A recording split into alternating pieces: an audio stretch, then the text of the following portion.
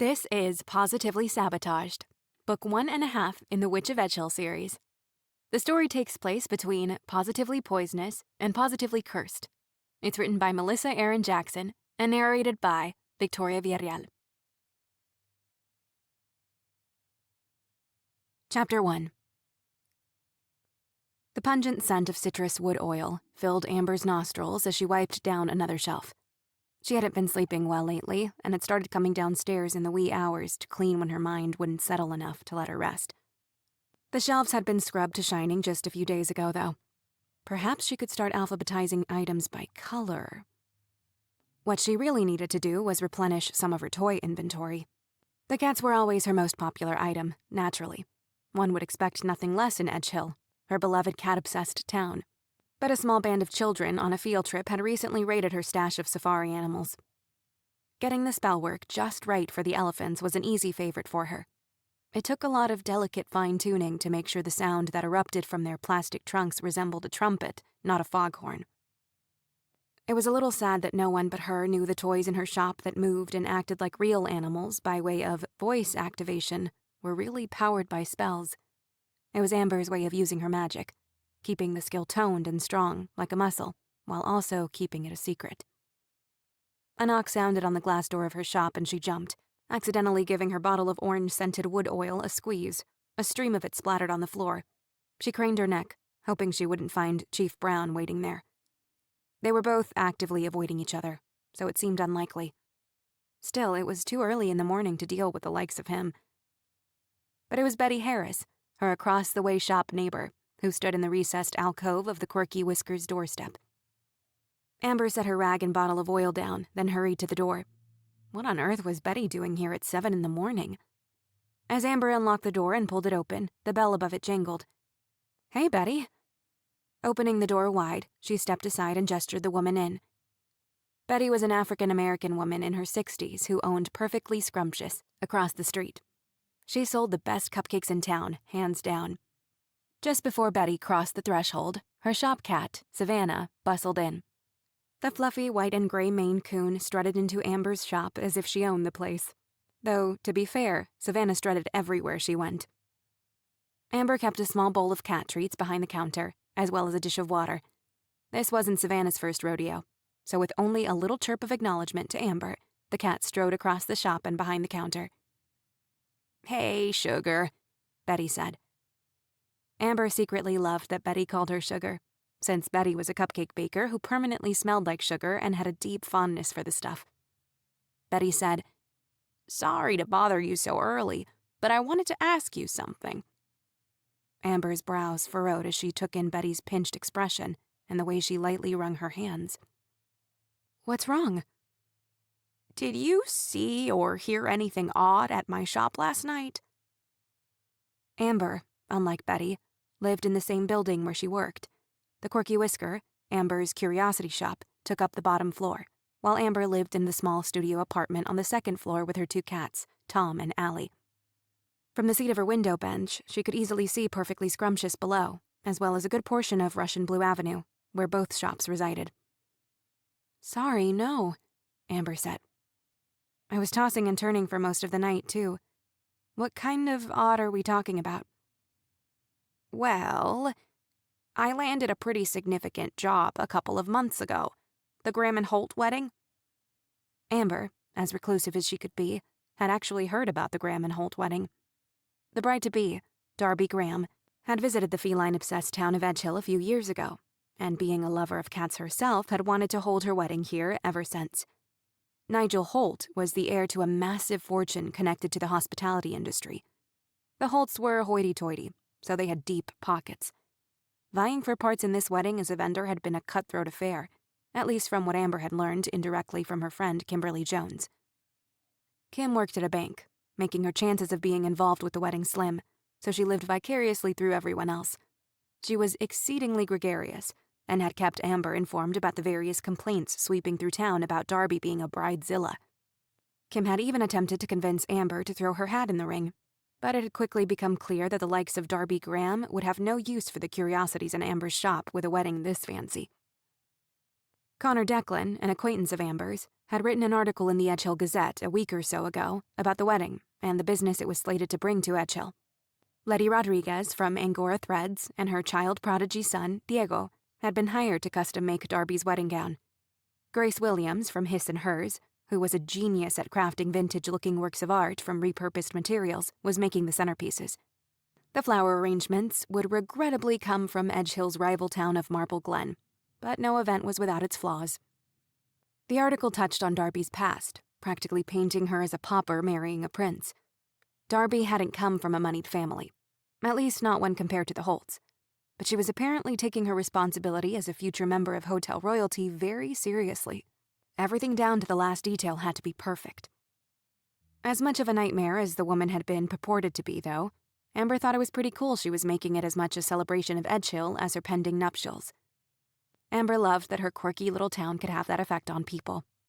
Though Edgehill was far from posh, it was just kitschy and unique enough that it appealed to people from all walks of life. Landing a gig for the wedding was a big deal. Amber hadn't known Betty had been selected for it, and she felt a little hurt now that this was the first time she'd heard about it.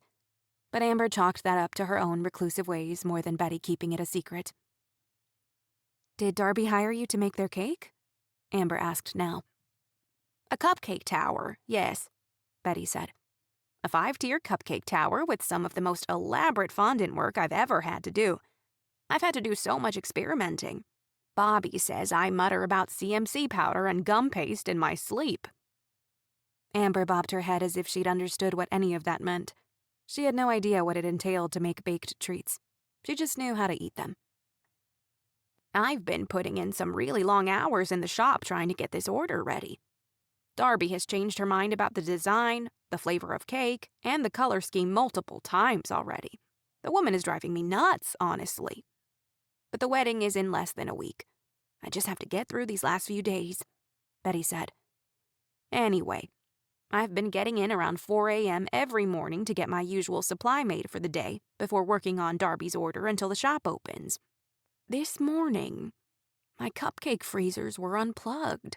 A pound of salt had been poured into my last batch of buttercream frosting, and 3 dozen cupcakes with the most elaborate fondant work had all been smashed, and all the fondant figures. Some of them took hours to make. It's as if someone picked them all up one by one, squeezed them in their fists, and dropped the mess to the floor." "What kind of monster defiles cupcakes?" Amber asked, frowning. "Was anything taken? Money or equipment or anything?" Shaking her head, Betty said, "Nope. I forgot to clear the money out of the till last night, and it's all still in there. No windows were smashed. I have a couple of very high-end tabletop appliances in that kitchen, and none of those were taken. Whoever it was came in the back. Kicked the door in. The wood around the lock is splintered. The door was ajar when I got in this morning." "Gosh, Betty, I'm really sorry. Did you call the police?" "Yeah, someone is on the way," Betty said. "I just wanted to check in with you since you were across the street. I hoped you might have heard something." "I wish I had. I only got a few hours of sleep last night. Maybe they vandalized the place in the short window of time I'd managed to doze off." "Okay, thanks," Betty sighed. "I have a final taste test scheduled with Darby tomorrow, and now I have nothing to show for it." "Do you have enough time to remake the samples?" "I think so. It'll be tight, but I should be able to manage. Who needs sleep anyway, right?" She chuckled, but sobered quickly. "We just let our part-time employee go, too." Amber knew that Betty's daughter had been helping in the shop as much as she could until 7 or 8 months ago. Her daughter had moved out of state when her husband had landed a dream job opportunity. Betty and Bobby had been struggling a bit since then, without reliable help. "Why do you have to let your employee go?" Betty wrinkled her nose. "Bobby and I couldn't ever prove it, but we think the girl was skimming money out of the till. At the end of the month, our books weren't balancing properly. She showed up late often, too. Caught her playing on her phone when she was supposed to be cleaning. Things like that. I don't want to hover. Micromanaging her felt like another job." Amber had been gently suggesting to Betty for a while that she needed to hire more consistent help. She and her husband Bobby did the lion's share of the work and ran the business efficiently. But Perfectly Scrumptious got busier and busier every year, as word of mouth about Betty's incredible cupcakes spread to more and more people. Every year during the annual Here and Meow Festival, Betty had to hire temporary workers for the weekend-long hoopla, because they often had a line out the door all festival long. Amber supposed, when one's livelihood was on the line, they'd prefer to work their fingers to the bone and get the work done well and correctly on their own, rather than relying on strangers, especially when those strangers were deceitful or unenthusiastic about the work. Amber had 2 part-time employees herself, a pair of sisters. If you'd like to borrow Daisy and or Lily this week to help take a load off, I'm sure they'd be happy to help. They're very reliable and are comfortable with the register. Betty nodded. Thanks, sugar. I might have to take you up on that. I don't know anything about your former employee, Amber said slowly. But do you think there's any way she could have broken in and ruined the cupcakes to spite you? This is going to sound terrible, but I'm not sure if that girl is ambitious enough to pull something like this off. Often 10 a.m. was too early for her, and she'd roll in for her shift 10 minutes late. Though I suppose she could be a night owl who's up until 2 in the morning. Amber shrugged. Might be something worth mentioning to the police. Good idea, Betty said. Well, I've got some more buttercream and batter to make. Thanks for the chat. Let me know if you think of anything, okay?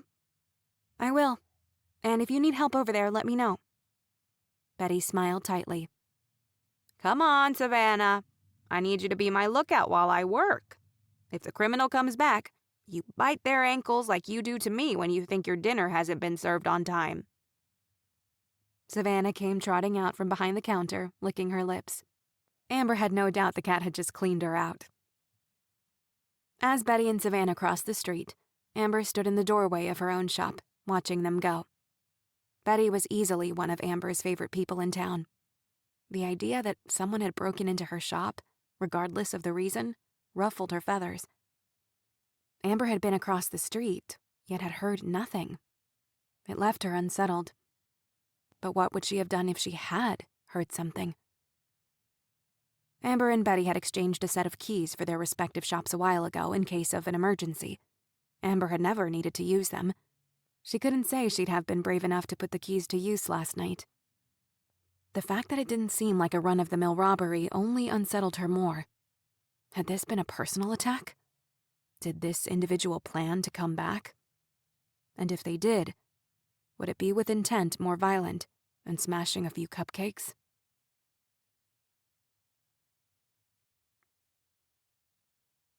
Chapter 2.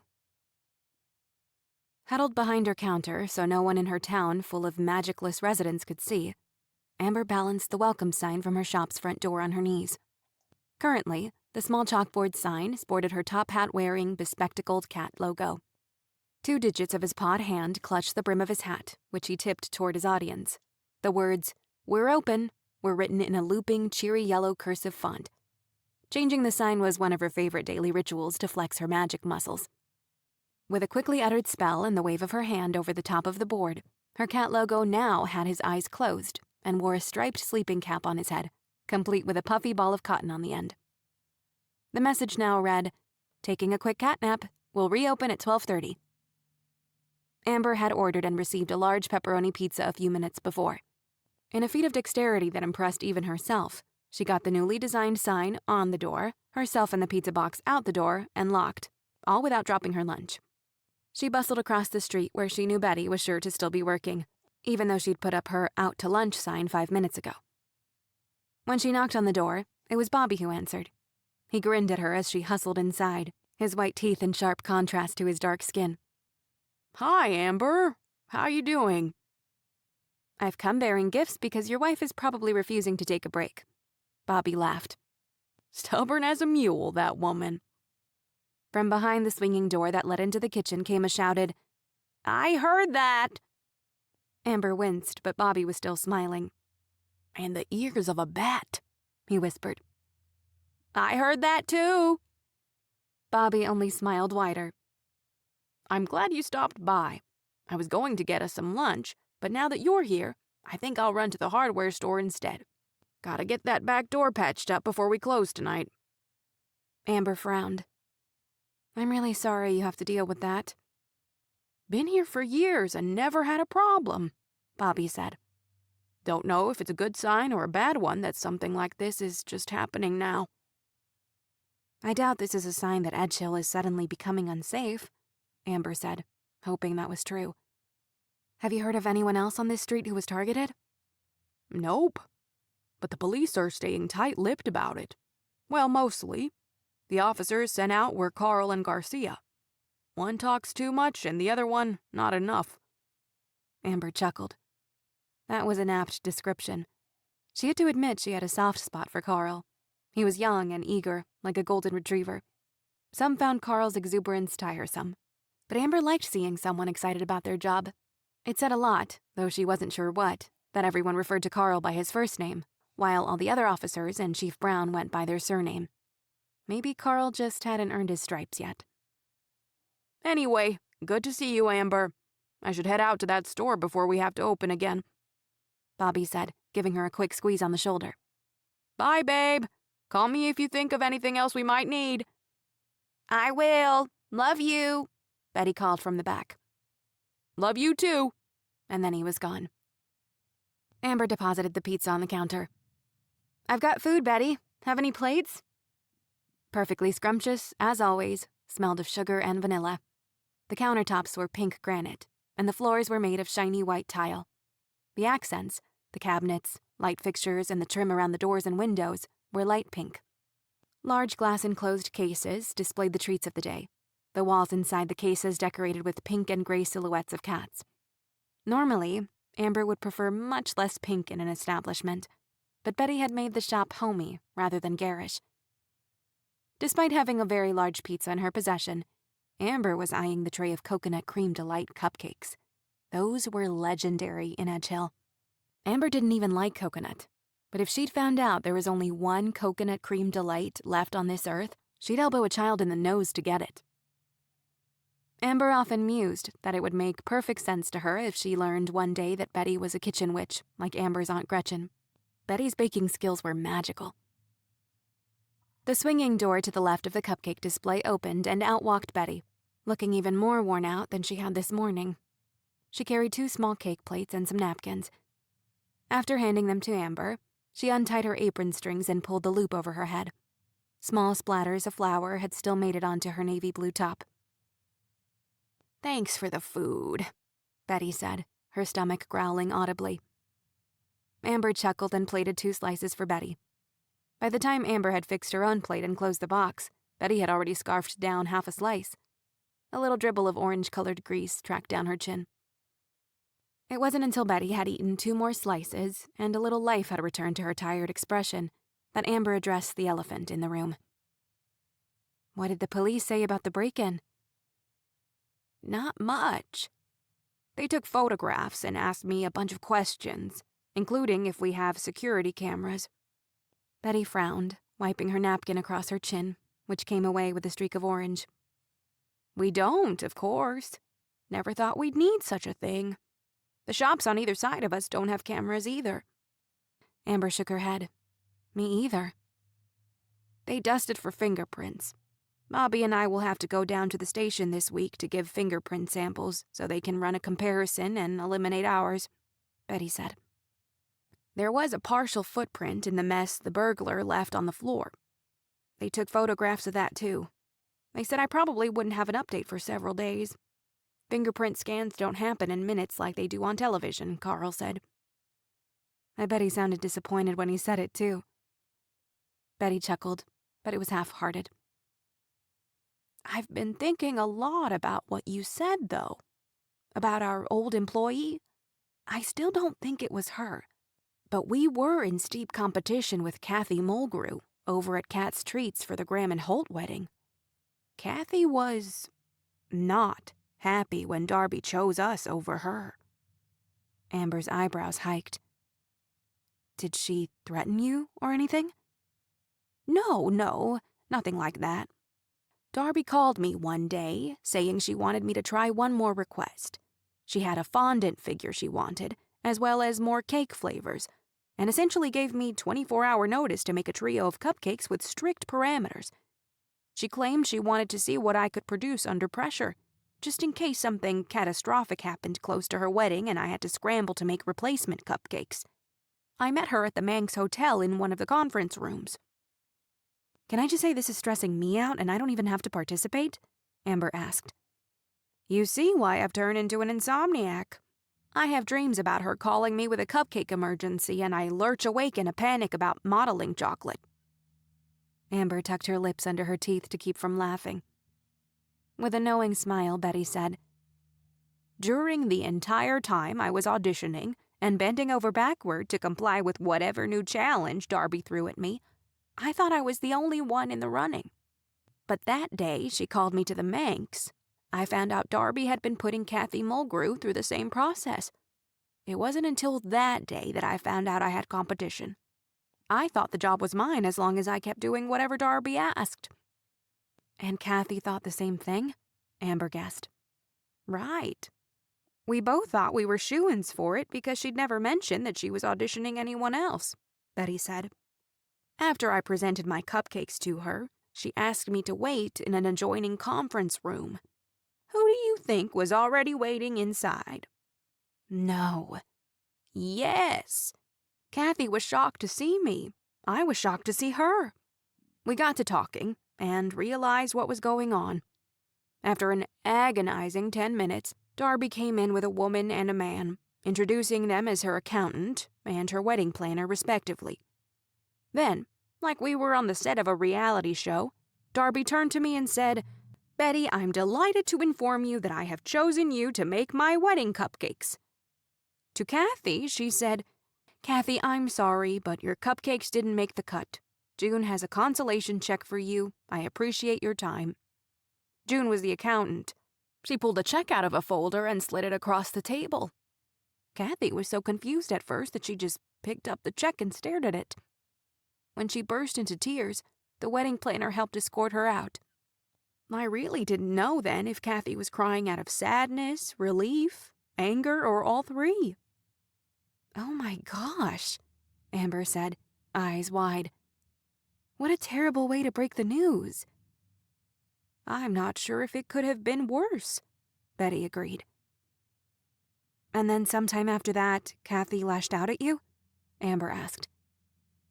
Betty tottered her head from side to side. "It's been more passive-aggressive than that.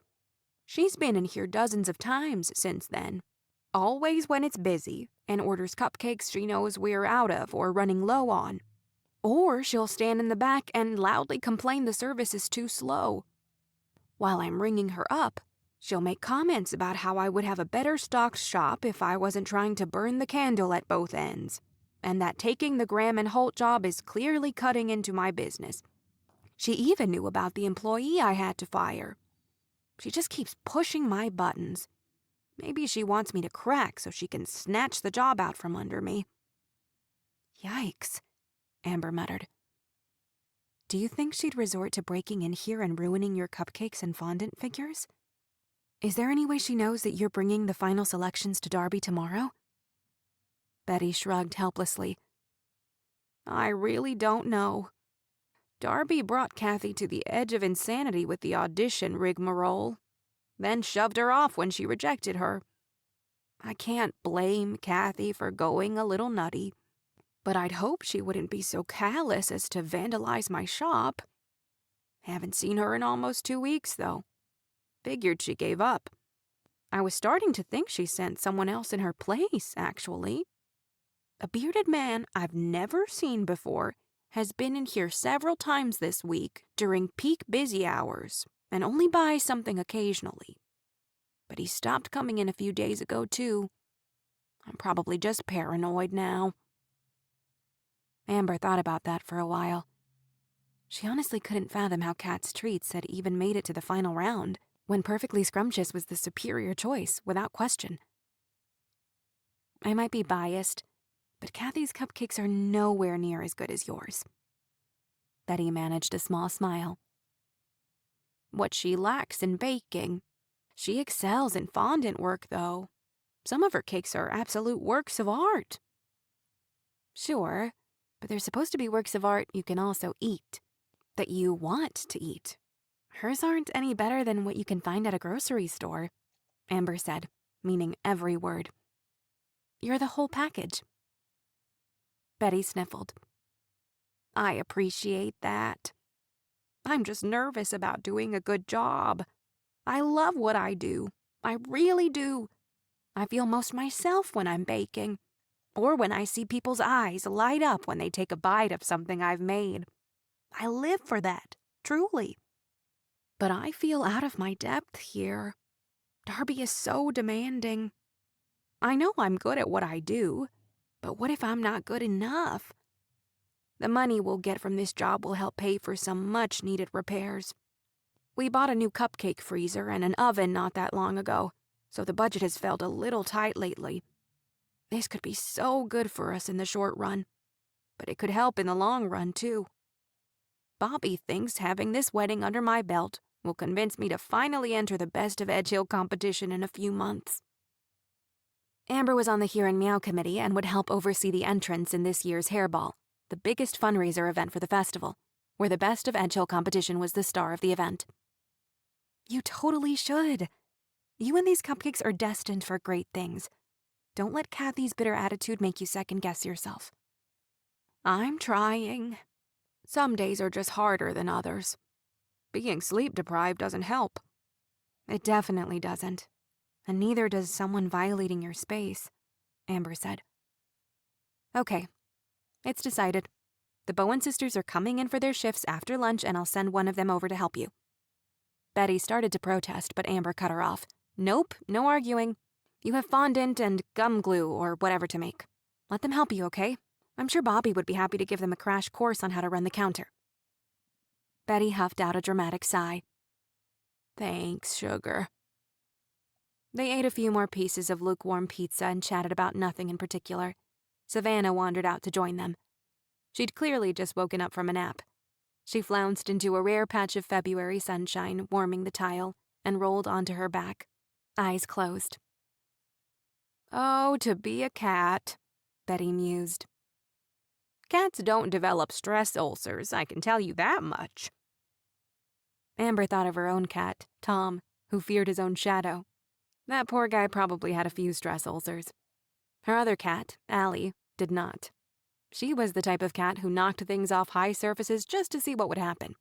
That or some part of her chaos-loving soul just liked the sound of destruction.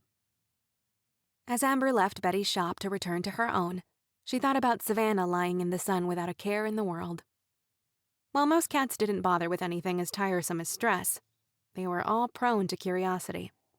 And, much like a cat, Amber was going to let her curiosity guide her. She would cut out a little early, leave one of the Bowens in charge, and purchase a mediocre cupcake from Cat's Treats. If someone was harassing Betty, Amber planned to get to the bottom of it.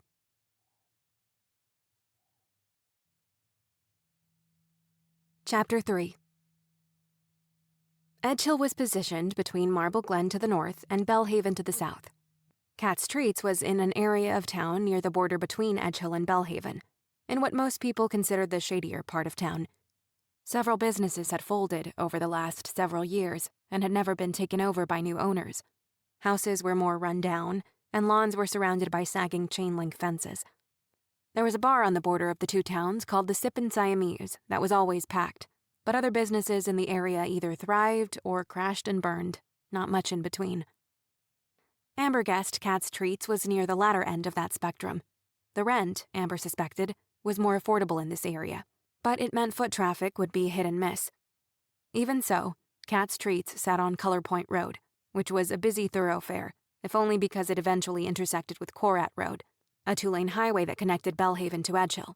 If someone had been on a long drive and ended up in Edgehill, Color Point Road immediately offered a gas station, a couple of restaurants, and Cat's Treats. It wasn't a heart-of-town location, so much as a location that catered to travelers on their way to or from somewhere else. Cupcakes at Cat's Treats were, in Amber's opinion, an impulse buy, while Perfectly Scrumptious was a planned destination. After parking in a free public lot beside a diner, Amber walked over to Cat's Treats. Several cars whizzed past her, heading for Korat Road, tires splashing through shallow rain puddles dotting the asphalt. Though it wasn't dark enough yet for the neon lights from the Sippin' Siamese's sign to be burning bright, she thought she could make out the edge of it looming in the distance. As much as Amber had disparaged Kat's treats, when she made it to the shop, she stopped dead outside the window display, her mouth slightly agape. She admittedly hadn't been here in a few years, but hadn't remembered this. Betty was right. These cakes were works of art. The theme of the display was springtime, making Amber wonder if Kathy also planned to try her hand at the Best of Edgehill competition. Springtime was the theme for this year's hairball as well. From strings of various lengths hung several white bird cages festooned with fake moss, vines, and colorful flowers. Tightly packed balls of silk hydrangeas in bright white, blush rose, and soft baby blue hung among the cages. Butterflies and dragonflies with wings made of silk or paper perched on the strings, flowers, and cages. On the ground sat potted ferns, faux marble stands dotted with baskets, and ceramic vases overflowing with roses and lilies. Strings of plastic vines covered with bright pink flowers were draped over stands and vases, adding even more color to the vibrant display. Mixed among the flowers and cages were Kathy's cakes.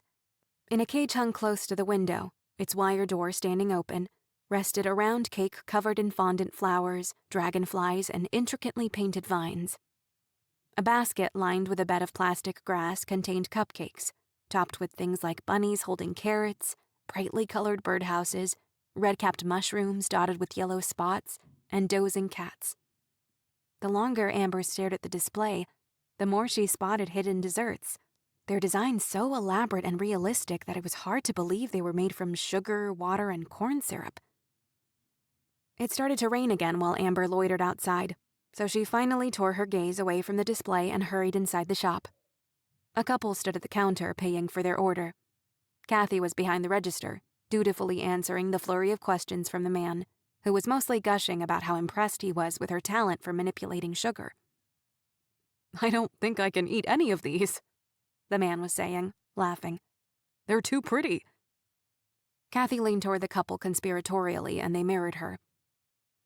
"If we're being honest, most fondant tastes terrible. For the sake of time, many bakers use commercially made fondant. I try to make and use marshmallow fondant as much as time allows, just because it does taste better. The ladybug cupcakes you got have mostly marshmallow fondant." "Cool," the woman said. "I can't wait to try these." These turned out to be 24 cupcakes. While Kathy got the plethora of them loaded into giant pink boxes, Amber milled about. The shop sat about 10 people, yet only 2 of the sunshine yellow tables and matching chairs were currently occupied. Carefully peeled off fondant lay on napkins in front of the pair of women in the corner, with wadded up cupcake wrappers discarded on their plates. The 2 ladies left while Kathy was still boxing up the order. "I think I liked the design of the cupcakes better than the cupcakes themselves," one lady whispered to the other as they passed behind Amber. "Yeah, I agree. The red velvet one was a little dry," the second one said. "But the little fondant red dragon on it is so cute. I'm taking it home to show Abby. Maybe I can freeze it." Seemed that not much had changed in Kat's treats since the last time Amber had been here. Though Kathy had an artistic eye, there wasn't anything particularly awe-inspiring about the decor of the store itself. The floor was black and white checkered tile, and the counter that ran along almost the entire length of the small shop was white, with 2 cutouts in the front for display purposes. The counter was topped with a row of 5 blocks of glass-fronted shelves. A freestanding refrigerated case sat along a side wall where larger cakes were stored.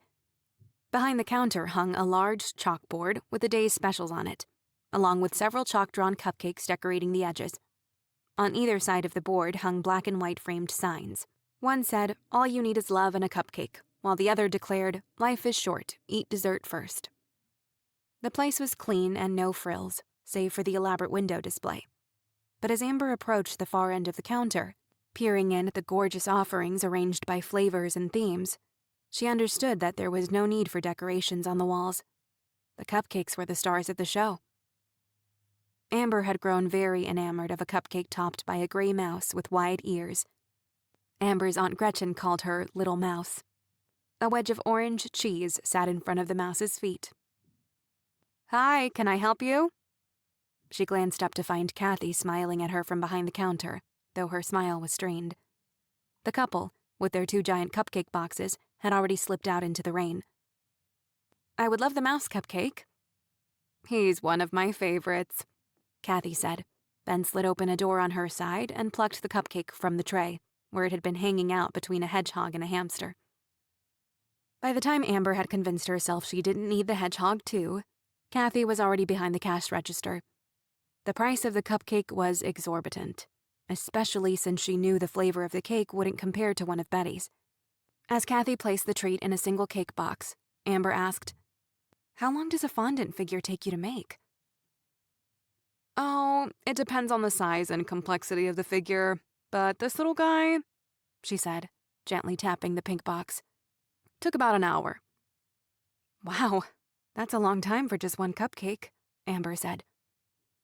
"I consider it practice for when I have bigger jobs, birthday cakes mostly. Parents want to go all out for their kids' first birthdays even if the kid won't remember it. My cakes are very photogenic." "Do you do weddings too?" "Yep. Anniversaries, baby showers." "Have you heard about the Graham and Holt wedding? It's all the buzz in town. I bet people like that would pay a small fortune for one of your pretty cakes."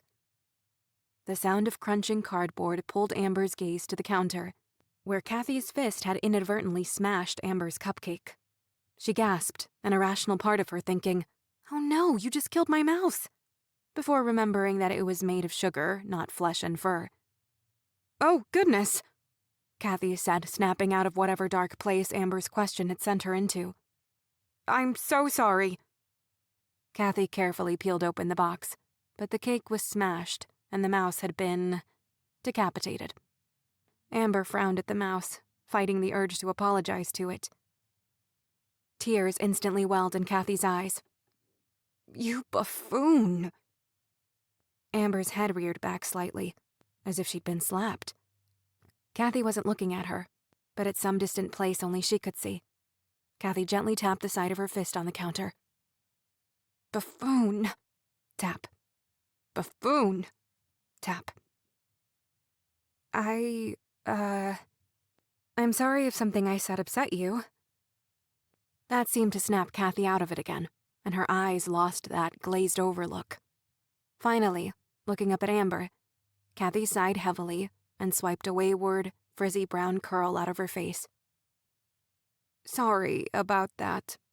It's been a hard week." The woman didn't look disheveled exactly, but she wasn't quite put together either. Now that Amber was paying more attention to her than the cakes, she noted that the woman's forehead was shiny, as if she'd worked up a sweat just before Amber had arrived. Her black apron was dusted with flour, and the V-neck shirt beneath it was more of a U-neck, as if it either hadn't been washed in a while or had been washed too much. Her brown hair was liberally streaked with gray, and the black scrunchie holding her hair back from her face looked like it had come from another era. A rosy hue colored her cheeks. Amber wondered if the woman was sick. Or was she recovering from a long night of breaking and entering? Did she feel guilty about what she'd done, and was unraveling now? "I almost had that job," Kathy finally said. "The Graham Holt wedding, I mean." "Almost?" Kathy nodded, the threat of tears suddenly gone. In fact, she'd sobered completely in the face of this topic shift. "At first, I thought it would have been a great gig for me. Good for exposure and all that. But the bride-to-be ultimately wanted to work with someone who was less ornate than me and a bit more unvarnished, if you know what I mean." Amber didn't know what she meant, but she felt offended on Betty's behalf. She resisted the urge to rub a handful of the dry chocolate cake into Kathy's face. "Someone with a more down-home appeal, you know? Plus, even as well off as the Holts are, I don't think they could afford my prices. I don't come cheap, and my cakes are highly sought after. I've gotten better about only working with clients who understand my worth as an artist and who won't question my vision. Power to whoever got the job when I said no. They're going to have their work cut out for them. It always amazed Amber when a person could lie that easily. But perhaps Kathy had been working on that lie for a while, telling it to herself over and over until she believed that she'd turned Darby down, not the other way around. Maybe it was a defense mechanism. Amber didn't think that was the whole story, though. If Kathy had just needed a lie to tell herself to get over the pain and embarrassment of losing the job, she wouldn't be popping into Betty's shop multiple times to passive-aggressively harass her. Kathy said, "Please choose another cupcake since I ruined yours. Anyone you like." Amber really didn't want another one, but it would be odd to leave here empty-handed, especially since she'd already paid the ludicrous price for the one with the now decapitated mouse. She peered in at the other small animals that adorned the cakes in front of her. "I have a whole spring-themed section over there," Kathy said. "Most of the cakes are carrot cake or white cake, and I made all the insect toppers with marshmallow fondant. They're quite tasty. There are some with edible wafer paper butterflies as well." Amber glanced up as Kathy headed for the other side of the counter and cocked her head as she noticed Kathy walking with a limp. "Are you okay? Are you injured? Perhaps when you kicked in Betty's back door last night?" By the time Amber met Kathy on the side of the counter with the butterfly-bedecked cakes, an unmistakable sheen of sweat coated Kathy's face, and her cheeks had gone even rosier. "I broke my ankle almost 2 weeks ago. Fell off a curb. Stupidest thing," Kathy said, leaning heavily on the counter. "I'm not supposed to be on it at all, but I'm short-staffed today because my regular employee is sick. My daughter went into labor this afternoon, 3 weeks early. Her husband is out of town on a work trip, so my husband, who usually runs this place with me, had to drive her to Bellhaven. I've been on my own here since noon. It's taking a toll." She winced. "Do you mind if I sit down?" She dropped out of sight behind a display before Amber could reply. Amber peered around the shelving on the counter to find Kathy seated on a low stool. One foot stuck out. A foot that was encased in a cast. It was also velcroed into some kind of boot. This explained why she looked a mess. She was in pain and probably exhausted. And if she'd had a broken ankle for over a week, she couldn't have been the one who kicked in Betty's door last night. It also explained why Betty hadn't seen Kathy in a while. "Do you have crutches or anything?" Amber asked. "I have one of those knee scooter things in the back. It's hard to maneuver behind the counter with it. I kept crashing into cabinets. I had a crutch until about an hour ago. It was resting against a wall and it fell behind a piece of furniture. I've been hobbling around ever since." Amber sighed heavily. "Want me to fish it out for you?" Kathy's eyes welled with tears again.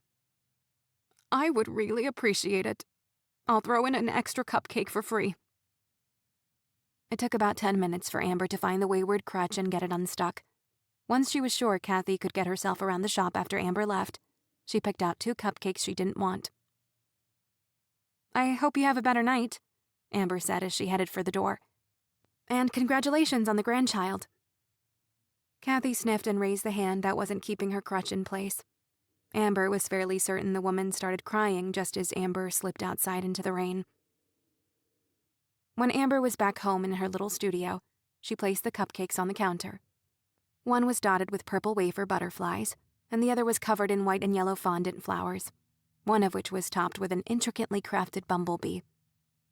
Tom and Allie sat side by side on her bed, watching. "Which one do you think I should try first?" she asked, holding a cupcake in either hand and describing each to the cats. Allie mewed when Amber said the word bee, so she opted for that one. After carefully peeling off the layer of fondant and placing it on a paper towel, Amber took a generous bite of the white cake. It tasted fine. Bland, but fine. Perfectly acceptable. She eyed her cats. "We can cross Kathy off the list of break-in suspects." Allie licked her paw, then swiped it over her ear. Allie rarely cared about Amber's investigations. Tom hopped off the bed with a muted thud and wandered over to his food bowl, letting Amber know he cared even less about her investigation than Allie did. Despite her audience's lack of interest, she soldiered on. She eyed the remainder of the cupcake in her hand. The only crime Kathy has committed is charging $7.50 for a cupcake. In case Amber missed the memo about him wanting dinner, Tom yowled as if his limbs were being ripped from his body. Amber nodded. I'm glad you agree. Chapter 4. The next morning, Amber stood at the front door of the Quirky Whisker and called Betty. She answered almost right away. This downpour is something else. Amber knew Betty was bustling about in her shop already, but the rain was falling in such a heavy sheet, she hadn't risked going over to chat with her in person. There had been nearly white-out levels of rain for the past half hour, but she could make out Betty's dark shape behind her own shop door across the street. She told Betty about her conversation with Kathy the day before. I didn't realize I'd hired you to be my private investigator, Betty said. You can pay me in cupcakes. Betty laughed. I actually wanted to ask you something. When Betty was quiet for a smidge too long, Amber asked, What is it? This is a little silly, but would you come with me to meet with Darby later for the final taste test? Betty asked. I didn't sleep very well again last night, so I'm on my 4th cup of coffee and I feel a little jittery. I'm not sure I trust myself to drive. Bobby's going to hold down the fort, and Daisy's scheduled to come in after lunch. Happy to reimburse you for gas. Sure. Lily can manage this afternoon for a few hours. I rarely get too busy on days it's raining this hard anyway. I really appreciate it. My appointment with her is at 12:30 at the Manx Hotel. Sounds good. I'll take a chocolate surprise in lieu of gas money. Betty snorted. You got it. The Manx Hotel was the fanciest establishment in Edgehill, so Amber supposed it made sense that Darby Graham had made the place her base of operations. It resembled a sprawling Victorian-era mansion, more than one of the posh high-rise buildings that bore the surname of Darby's husband-to-be. The facade was a soft brown with striking black accents. Scattered around the property were elegant black cat statues, several of which were perched like gargoyles on the corners of the roofs. The walls and floors of the lobby were made of rich, dark wood, their surfaces gleaming. A wide staircase rose behind the C-shaped registration desk, sitting squarely in the middle of the spacious room. A doorway bookended either side of the lobby, leading into lounges. Far down the hallway to her left was the sliver of a swanky bar. Betty held her cupcake tray tight. Whether to still her jittery hands or her jittery nerves, Amber couldn't say. She'd been tense during the entire car ride. A young man was the only person behind the reception desk. He smiled warmly at them each in turn, but his gaze rested on Betty. Mrs. Harris, correct? Miss Darby is waiting for you. He hiked his nose a little higher in the air as he regarded Amber. And you are? She's with me, Betty said. The young man pursed his lips. Let me just check with Miss Darby. He vacated his post without another word and walked briskly through the open doorway to the right of the lobby. Amber huddled closer to Betty and lowered her voice. Are you okay? I'm so caffeinated, I think I can taste colors. Amber barked a laugh that startled a woman coming down the grand staircase. Amber winced and mouthed an apology. To Betty, she said, That is alarming. What cupcakes did you bring for Miss Darby to try today? I have churro, berry mascarpone, maple bacon, and banana cream. Amber's mouth watered. She hadn't eaten lunch yet, and Betty's payment of chocolate surprise was still in the car. I'll eat the leftovers of whatever she doesn't like. I recommend the churro ones. They're the freshest. The cake on that one is plain vanilla, so it's the easiest to make. Those were baking while I made the frosting for all the others this morning, Betty said, talking faster than usual. She was going to need to flush that caffeine out of her system sooner rather than later. I made the rest the day before the break-in. They're one of the few things that survived the vandalism, actually. The cord to the cupcake freezer was cut, but the cupcakes inside were still okay. It's our smaller, older freezer, and the door sticks something awful. That door saved their little sugary lives. I've had to remake everything else. Amber was less concerned about the cupcakes and more concerned about the state of the freezer. They cut the cord instead of just unplugging it? Betty sighed. Mm-hmm. And it wasn't just a clean slice. They removed a chunk of it and cut off the plug for the outlet. Thankfully, the bigger, newer freezer is huge and harder to move, so the plug was left alone other than getting pulled out of the wall. We've got someone coming out today to look at the ruined freezer to see what we can do to get it fixed. It's not just a matter of replacing the power cord. The whole back of the freezer has to be removed to get to the wiring. We really can't afford to spring for another freezer right now. Amber wanted to wring this mystery person's neck for causing the Harrises so much trouble. Betty had been beginning to crack even before the break-in. Hopefully, Miss Darby was in an agreeable mood, because if she gave Betty grief too, Amber was likely to go into full mother-hen mode. She might have been the reclusive odd duck in town, but Betty was on her very short list of friends. Betty was good about checking on Amber periodically. She dragged her to community events. Even when Amber was being prickly and antisocial, Betty never gave up on her. No one messed with Betty. Amber wouldn't stand for it. The young man returned. When he smiled at them, the professional warmth was aimed at Amber, too. If you would follow me, ladies. He turned on the heel of his shiny shoe and headed back the way he'd come.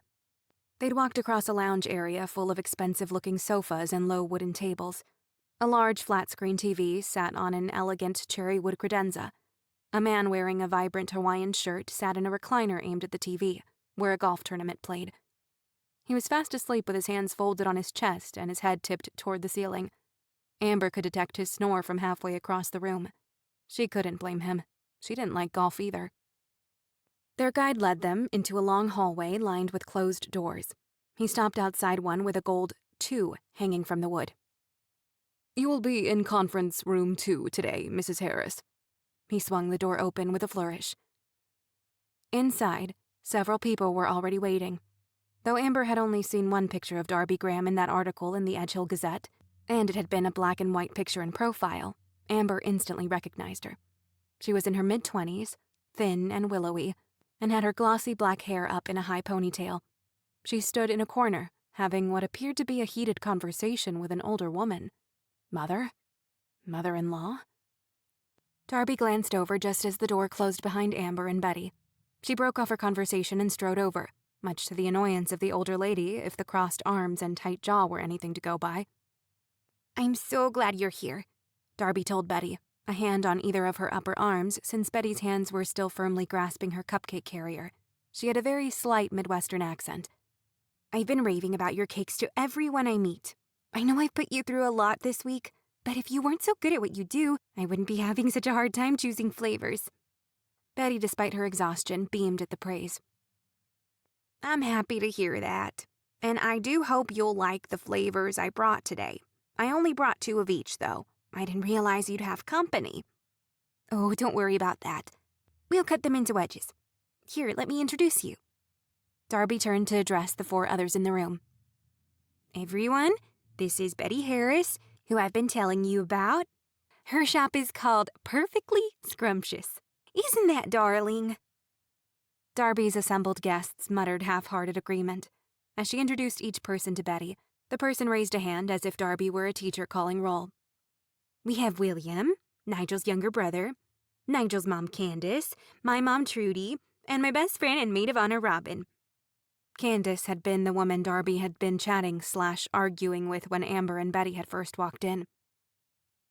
"Nigel wanted to be here too, but he's been at his bachelor party in Aspen and they got snowed in. He'll hopefully be here by tomorrow. I hope. Still so much to do." Darby punctuated that with a slightly hysterical giggle. Amber mentally winced. "Come, let's try these no doubt beautiful and delicious cupcakes," Darby said, gesturing Betty to the table. Amber slunk into a seat near the end of the table, there only as moral support. Darby's guests took seats on one side of the table, while Darby and Betty stayed on the other. Darby cooed and clapped when Betty removed the lid of the container. The others leaned forward at the sight of Betty's cupcakes, each one prettier than the last. As Darby unstacked the pile of waiting cake plates in the center of the table, Betty cut the first pair of churro cupcakes into small wedges while explaining the flavor and ingredients. She then waited patiently while the group sampled the treat, discussing the merits. Betty stood with her hands behind her back, her expression blank save for the occasional tick of her jaw. On and on this went through each one. William, Nigel's younger brother, looked miserable to be at this function. Amber wondered why he wasn't in Aspen with his brother. Was he not in the wedding party? Though he seemed to enjoy eating the cupcake samples, the rest of the time he sat slouched in his chair with his arms crossed, or scratching absently at his beard. Every time he started fussing with it, Candace would gently slap his hand away, as if he were a misbehaving toddler. Darby acted as Betty's waitress, collecting plates, passing out napkins, and helping Betty hand out each new cupcake offering to her guests. By the time they'd reached the third one, though, Darby had become fidgety. She coughed awkwardly several times during Betty's description of the maple bacon cupcake, apologizing and waving off concerned questions from her maid of honor, Robin. A healthy, possibly alarming shade of pink had crept up Darby's neck as well, which she scratched at periodically. "There aren't any walnuts in these, are there?" Darby's mother, Trudy, asked. "No, ma'am. I have Darby's list of allergens, and I've tailored all the recipes based on that list. For the past 2 months, I've discontinued making my popular coffee walnut cupcakes to ensure there isn't any cross-contamination." "I'm fine, Mom," Darby said, but she didn't look fine. She dutifully handed out the slivers of the final cupcake, this one the banana cream. Before Darby had a chance to pick up her own cake sample, though, she sucked in a wheezy breath. Darby swayed. Trudy lurched to her feet. Robin called Darby's name. Darby dropped out of view below the table. Those who hadn't been standing were now. By the time Amber had run over to them, Betty had Darby's head in her lap. Robin vaulted across the table, like a cop in an action flick sliding across the hood of a car, knocked over a chair, and landed deftly by Darby's side. She jabbed an EpiPen into Darby's thigh, right through Darby's designer jeans, and depressed the plunger. The room filled with a flurry of voices. Amber repeatedly asked what had happened. Betty kept telling Darby to breathe, and Robin told Darby to squeeze her hand. Darby's mother had a phone pressed to her ear, calling for an ambulance. From what Amber could tell, Candace, Darby's mother-in-law, was on the phone with Nigel, frantically telling him that his fiancé was suffering from an allergic reaction. The only one who remained unmoving was William. His wide-eyed expression implied he was too shocked to know how to react. He idly scratched at his beard. Amber was at a loss about what to do too, rooted in place. She'd never seen someone have such an intense food reaction before. Robin and Betty murmured to Darby, telling her help was on the way and to breathe slowly. Though her gasps had calmed somewhat, Darby was taking in wheezy breaths, like a fish on land. Amber knew the only help she could offer was via magic. Since everyone was occupied, she slightly turned her back, kept her head low, and whispered the words for an air spell. It was one she'd tried time and again to add to her animated bird and dragon toys. She hadn't been able to perfect the flight spells that needed to be infused into the plastic discs, but she'd gotten good at casting a basic air spell, thanks to all her trial and error with the more complicated spellwork. As always, Amber imagined her magic like tendrils of blue smoke. She cast that invisible smoke toward Darby, pushing the gentle breeze across her face. Amber guided the air into her nostrils and down her throat, imagining her magic forming a mask over Darby's face, supplying extra oxygen to her taxed lungs and tight esophagus. Darby coughed, sucked in a deep breath, then let it out shakily. "Good girl," Robin said, brushing sweat-dampened hair out of her friend's face. Darby's head was still in Betty's lap. Red bumps dotted Darby's arms, neck, and face. Hives, Amber guessed. "Just keep taking slow, steady breaths, hun," Betty said. "You're breathing better already." "No thanks to you," Robin muttered. Betty reared back a fraction. "This wasn't my doing. I'm diligent when it comes to my clients' food allergies. I guarantee you there were no walnuts in those cupcakes." "The ambulance is on the way." Trudy marched around the conference table, practically knocking Amber aside. With her hands on her hips, Trudy glared down at Betty. "So are the police. I'm going to want a full investigation into what happened here. If you're not as careful as you claim to be, and my daughter's anaphylaxis is a result of you being careless, you can bet your behind there will be a lawsuit." Amber spoke up. "Betty isn't careless. If she said there weren't any walnuts in those cupcakes, then there weren't. Trudy took a step back, eyeing Amber curiously as if she hadn't realized Amber had been standing a foot away from her, and had instead magically sprouted from the ground. She gave Amber an appraising scan from head to foot. I don't even know who you are. Before Amber could reply, the door to the conference room burst open. Amber and Betty scuttled to a far corner to get out of the paramedics' way. In record time, Darby was on a stretcher and being wheeled out. Robin, tears in her eyes, followed. Across the room, Candace took Trudy by the hands. You go too. Be with your girl. She'll want her mother when she wakes up. William and I will stay here and talk to the police when they arrive. We'll make sure those two talk to the police as well. Candace jabbed a finger in Amber and Betty's direction. Thank you, Trudy said, hugging Candace, then squeezing William's forearm. She snatched up her purse and jacket from a chair and hurried to the door, shooting a death glare at Amber and Betty in turn as she went by. A low, pitiful noise came from Betty, like a balloon slowly losing air. Amber wondered if she even knew she was making the sound. They had their arms linked. Amber couldn't remember when they'd done that. She felt as if Betty needed something solid to hold on to.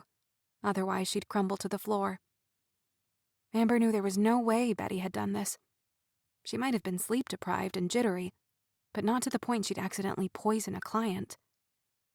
But she also knew Betty would be second-guessing herself, worried she had messed up somewhere. And now Trudy Graham, with the help of the very wealthy Holtz, no doubt, was going to sue her into the next century, and she'd lose her beloved business. Amber knew these things were going through Betty's head, because if the roles were reversed, they're the worries that would plague her right now. Amber squeezed Betty's arm a little tighter. Within 10 minutes, Carl and Garcia showed up. Edgehill's police force was too small for cops to go out on calls with a partner, assuming having a partner wasn't just an invention of Hollywood. But since Carl was still so new to the force, she guessed he often got paired up with other cops for extra training. That, or Chief Brown wanted him out of the office to get a break from his endless enthusiasm. Carl saw Amber and Betty first. He strolled over. Oh, wow! Hello again, Miss Blackwood. How'd you get caught up in another investigation so soon? Good question. Melanie's murder case had only been wrapped up a week ago. I'll go speak to the other two, was all Garcia said before he strode off. He'd never admit it, Carl said, leaning in. But he's a pretty fun guy to hang out with. We sang Bohemian Rhapsody all the way here. He's got a wicked falsetto. Amber and Betty swung their wide-eyed gazes toward the nearly mute Garcia. There's no way. So, can you ladies tell me what happened? Carl asked.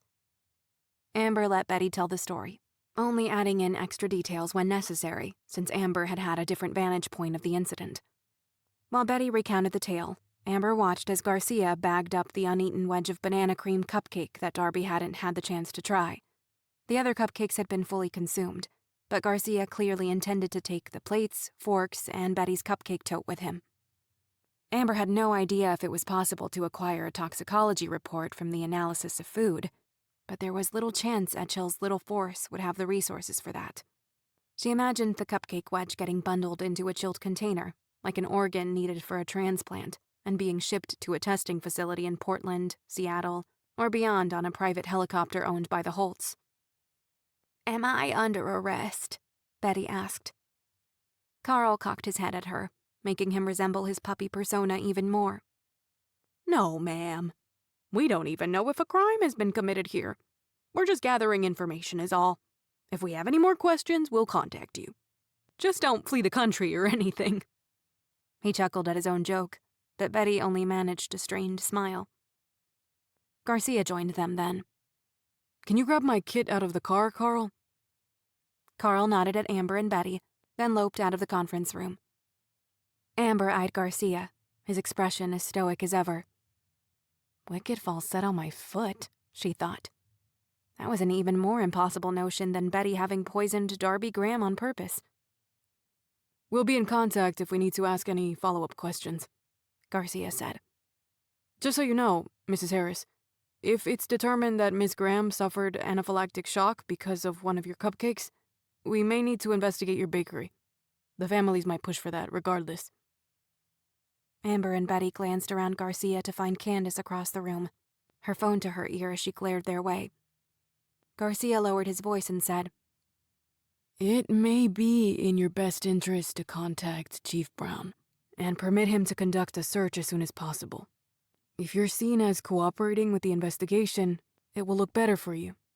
Nip this in the bud. We would do our best to get it done quickly so it doesn't impact your business too much. Amber warmed to Garcia even more.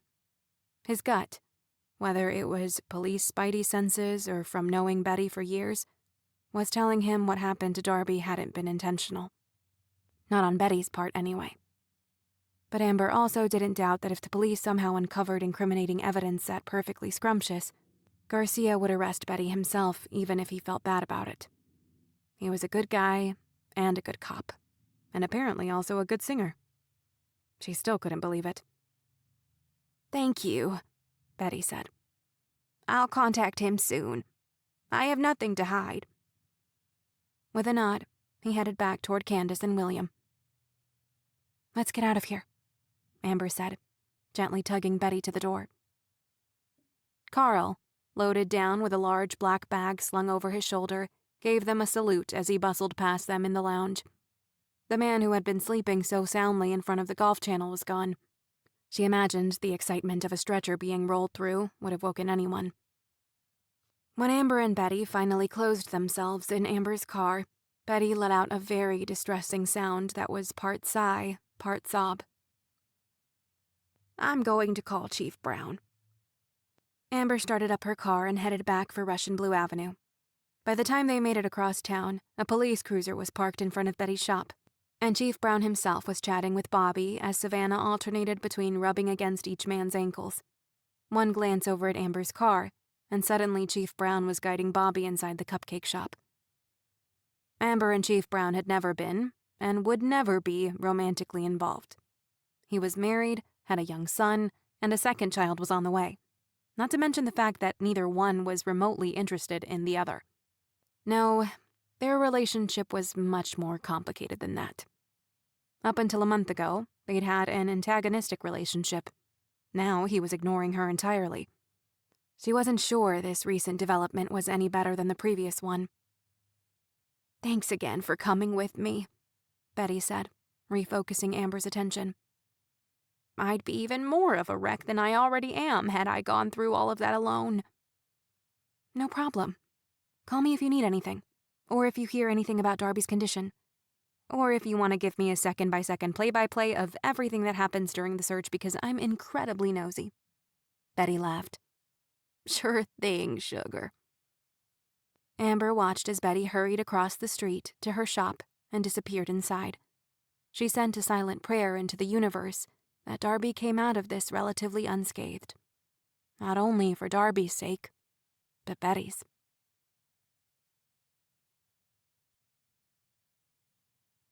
Chapter 5. Amber had just flipped the open sign to closed at the end of the day when her cell phone rang. It took her several long seconds to find it, creeping around her shop trying to track the sound down before the call went to voicemail, and Amber lost track of the dang thing again until she got another rare phone call. She found it behind the counter beside a box of small plastic bags she used to package up her loose-leaf tea blends. "Hello?" she asked in a rush, fumbling so frantically to get the call answered that she didn't register who the caller was. "Oh my God, Amber, hi!" Amber sagged and sat on the floor behind the counter, the apothecary wall to her back. She crossed her feet at the ankles. "Hi, Kim." "What on earth is happening in your neck of the woods today?" Kim asked. Amber and Kim had been mere acquaintances in high school. They'd known of each other, because small town, but hadn't run in the same circles. Mostly because Amber's circle consisted almost entirely of her younger sister, Willow. Her parents had nailed the concept of keep your magic a secret at all costs so firmly into Amber's head that it made her leery of forming close friendships, for fear of revealing her secret by accident. Willow had been good at keeping her own magic a secret and maintaining a healthy social life. When their parents passed away in a fire during Amber's senior year in high school, Amber retreated into herself even more. Kim, like Willow, had always flourished socially. But Kim was also a lot. She spoke in an excited, breathy way, regardless of the subject matter. One either found Kim a delightful ball of endless energy or exhausting. The two had been thrown together after their mutual friend, Melanie Cole, had been murdered via poison a month ago. They'd bonded over their shared grief. Kim, glomming onto Amber, had initially rankled Amber's reclusive feathers, but she was warming up to Kim more and more. Kim was good at wearing a person down with her relentless, overbearing charm. Dina down at the Caddy Melt heard from Sally Laurel's husband, Maurice, that Betty Harris got so upset with Darby the Bridezilla that she shoved a cupcake so far down her throat that she asphyxiated, and you held Darby down. Amber snorted. Have you ever seen Betty lose her temper? Remember 2 years ago when we had the tea party-themed hairball and Betty made that elaborate teapot-shaped cake? Oh my God, Amber, Kim said, laughing. I forgot about that. I can still hear the thunk of old drunk Harvey Matthews face planting right in the middle of that cake within minutes of it being rolled out. We all lost our minds, but Betty kept her cool. She'd worked on that cake for hours. She deals with entitled, rude customers every week. Why do you think a few demands from a bridezilla would turn her into a feral cat? I don't know, Kim moaned pitifully. I just keep hearing about how awful that lady is. Maybe I liked the idea that the person who finally snapped and gave her the what for would be Betty. There was no force-feeding of cupcakes, and I certainly didn't enable such a thing.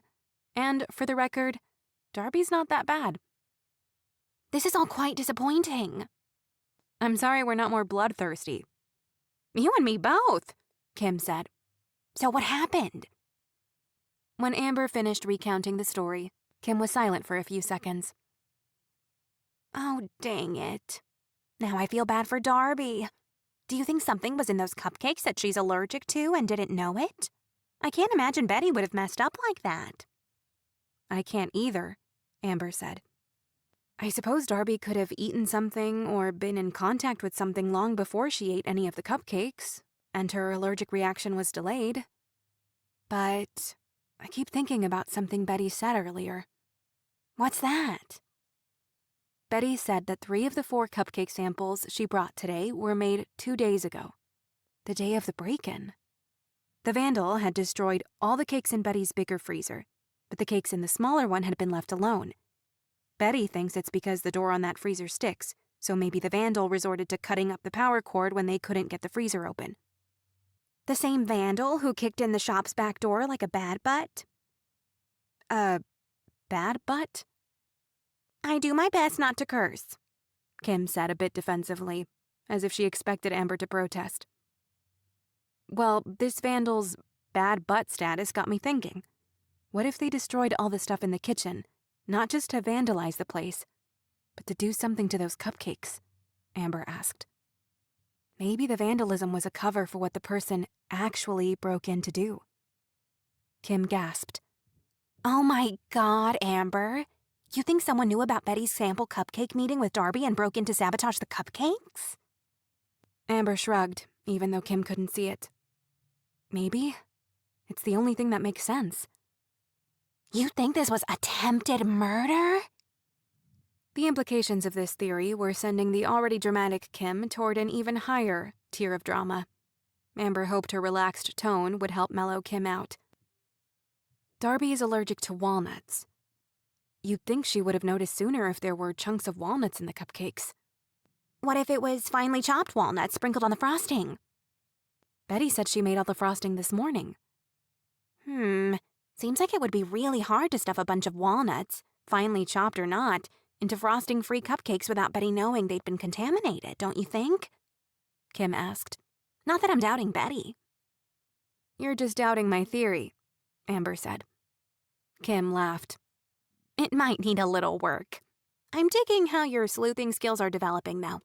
It's just unfortunate that it's because Edgehill might be going to heck in a handbasket, what with all the murder, attempted or otherwise. They fell silent again. I hope Darby is okay, Amber said softly. Hearing her gasping for air was awful. Thankfully, her friend was ready with that EpiPen. I've got a friend who's a nurse at Edgehill General. I'll check if she knows anything and call you back if I get the skinny. Kim ended the call before Amber could reply. Her friend might be worried about Edgehill going to heck, but whether or not she wanted to admit it, Kim got a thrill of trying to unravel a mystery. Amber wasn't sure if she personally got a thrill out of it, but the disconnected pieces nagged at her, urging her to get them into a logical order. An odd sound emanated from her front door, and she started. Brow creased, she propped herself up on her knees and peered over the counter. A man stood outside her door, hands cupped around his eyes as he peered into her shop. Though it was still light out, the dim lighting of the recessed entryway and the baseball cap pulled down low on his forehead made it impossible for her to make out his features from this distance. There was something familiar about him, but she couldn't place him. She debated opening the door to inform him what time she opened in the morning, but something about him gave her pause. The sign on the door clearly stated that the shop was closed. "It's only 6, came the man's muffled voice. "How is this place closed already? Everything is closed. This town is the worst." Amber stayed put. The man took a step back and gave his robust beard a scratch. 2 greasy, half-moon-shaped marks marred the glass where the edges of his palms had been resting. Suddenly, he vanished from sight as he bent down. Amber hoped the man wasn't so enraged that he was now searching for a projectile to hurl through her window.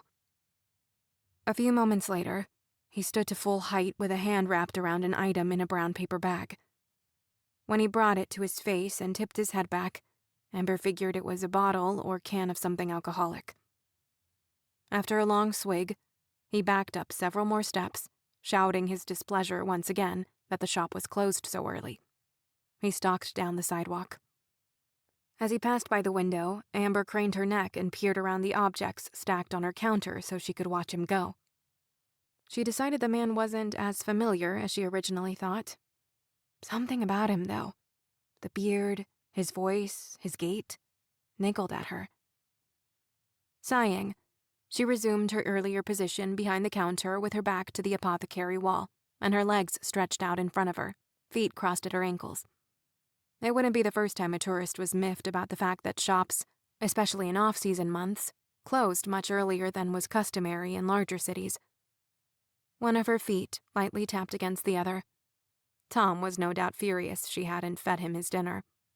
But she wasn't ready to go upstairs just yet. Her conversation with Kim had pulled all of Amber's lingering questions about Darby back to the forefront of her mind. Before she realized she'd made the decision, she'd scrolled through her recent calls list, selected a number near the top, and pressed the phone back to her ear. She remained sitting on the floor. "Hello, Amber." "Why do you sound so skeptical already?" "I woke up from a nap a few minutes ago," her Aunt Gretchen said, "and I'd been having a very distressing dream about you." "Anything I should be worried about?" "I'm not sure yet." "Well, that's ominous. Did it have anything to do with poisoned desserts?" Amber's gaze shifted toward her front door. "Or bearded men?" Her aunt was quiet for a beat. "It did not. Is that why you're calling?" Amber eyed the plethora of loose tea-making supplies under her counter. Since Amber had spent most of her life not using her magic, she had no idea what her specialty would have been had she trained in the discipline since she was a child. Affinity for certain magic types materialized on its own, of course. Whether it meant cooking a gourmet meal or potent tinctures, Amber had never been particularly skilled in the kitchen. Aunt G was, though. She felt as at home in a kitchen surrounded by herbs and spices as she did in a garden, her knees and hands stained brown from rich soil. Amber's younger sister leaned heavily in the kitchen witch direction. Amber, especially after stumbling through magical solutions to uncover who had killed her friend Melanie a few weeks ago, wasn't sure where her affinity lay. "Do you know much about food allergies?" Amber asked now, then explained Betty and Darby's current plight. "Interesting," Aunt G said. "Do you know how food allergies work?" "Vaguely." Darby has an immune system that labels proteins in walnuts as harmful. There are some spices, as they come from similar sources, that share proteins with tree nuts and can cause cross-reactivity. I make tinctures for a young lady in my apartment complex, but because she has a rather severe peanut allergy, she told me that any tinctures I make for her cannot contain cumin, as there are often trace amounts of peanuts in the spice. I went on a rather extensive deep dive into plant proteins and spices after talking to her. Fascinating stuff. Yeah, Amber was not predisposed to being a kitchen witch. I can hear you rolling your eyes at your nerdy old aunt, Aunt G said. You're not that old. Aunt G gasped in mock offense. The sound of flipping pages came over the line. Ah, here. Okay, so I have a list of tree nuts and the type of spices that can cause cross-reactivity. For walnuts, the one that's most likely to cause an allergic reaction is sesame. Even though sesame seeds were small, and their white color could have easily blended into a vanilla cake or been hidden in banana cream, it still seemed like painstaking work to get sesame seeds into the cakes. It was highly unlikely that Betty wouldn't have noticed they'd been tampered with. Not to mention, one of the 5 people sampling the cupcakes would have noticed if small, hard seeds were in their bites of soft, moist cake. Amber gasped, sitting up a little straighter. Isn't sesame seed oil a thing? Could someone have somehow swapped out Betty's oil without her knowing? I doubt it. For one, logistically, it would mean someone broke in stealthily and swapped out her oils and left no trace they'd been there, and broke in a second time to vandalize the place in a very destructive manner 2 days later, Aunt G said. Seems like a convoluted plan.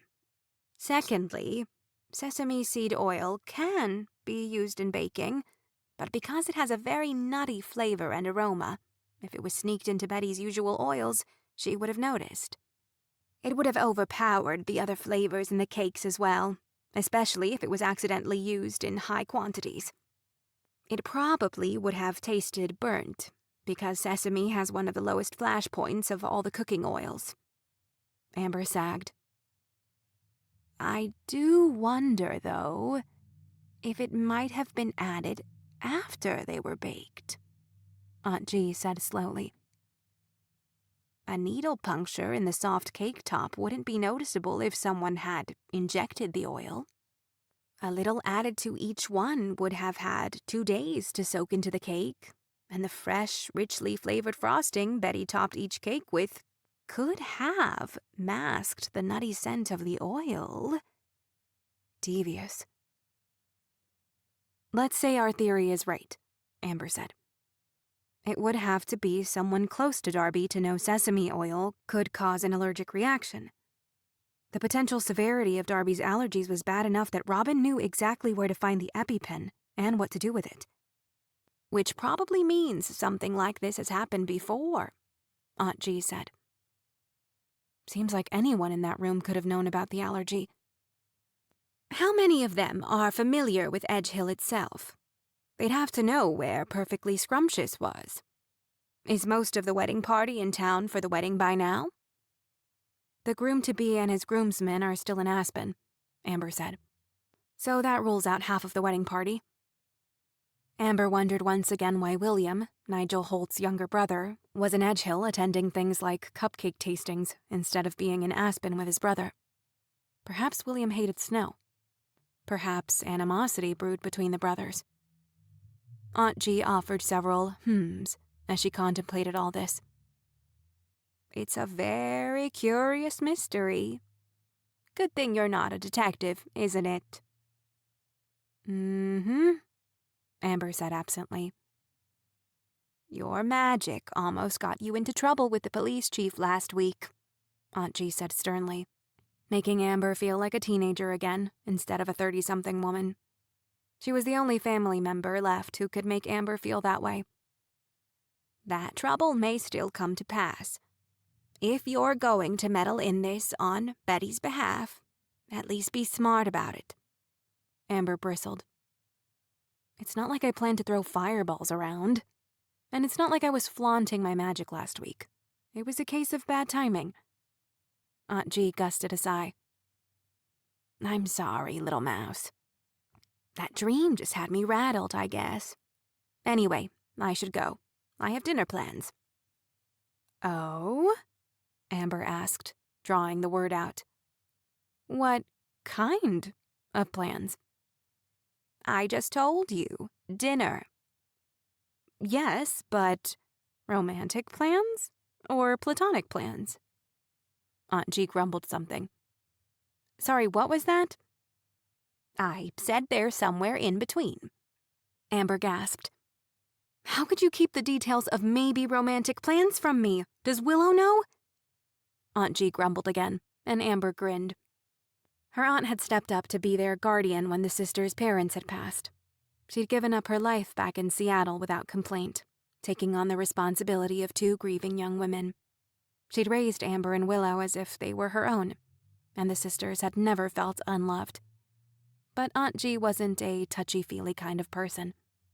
While she'd hold them while they cried over a broken heart, she wouldn't necessarily have the words to make them feel better. She would, however, find a way to get itching tonic into a cheating teenage boy's gym clothes and cause him to be sent to the nurse for a day. Amber and Willow lived for any opportunity to embarrass their aunt when it came to softer emotions.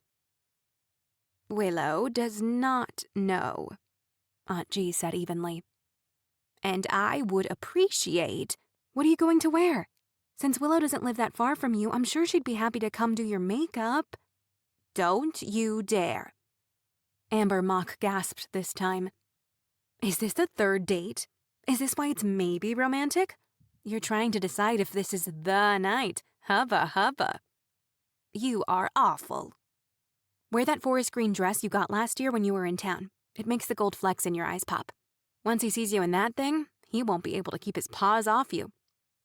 Aunt G was silent for a moment. In a quiet voice, she said, Thank you. That's a good suggestion. I would like to be pawed, I think. He's got hands the size of dinner plates. Amber's mouth dropped open. Hubba hubba indeed, Aunt G said. The call disconnected.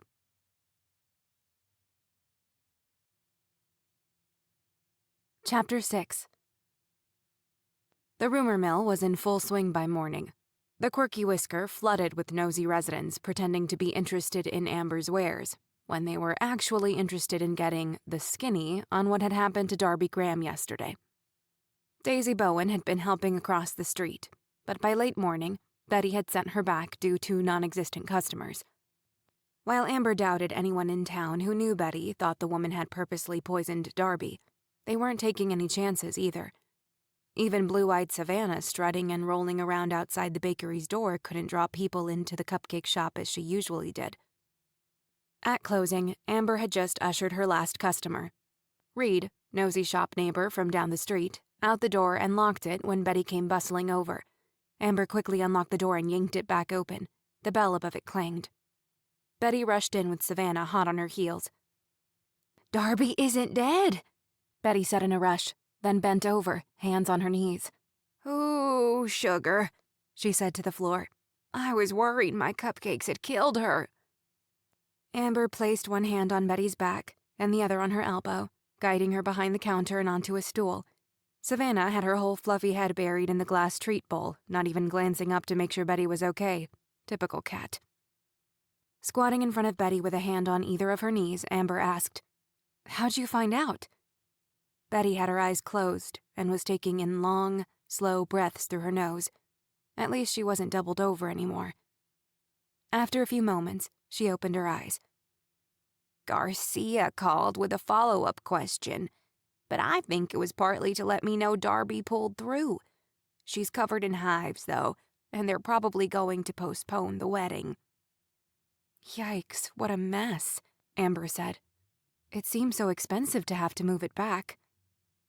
Apparently, Darby's hives are pretty bad. They're all over her neck and face, which, even with copious makeup, isn't ideal for wedding photos, Betty said. Amber winced. I guess not. But if it's a choice of hives or being alive, I'd choose being alive. Betty offered a semi-hysterical laugh.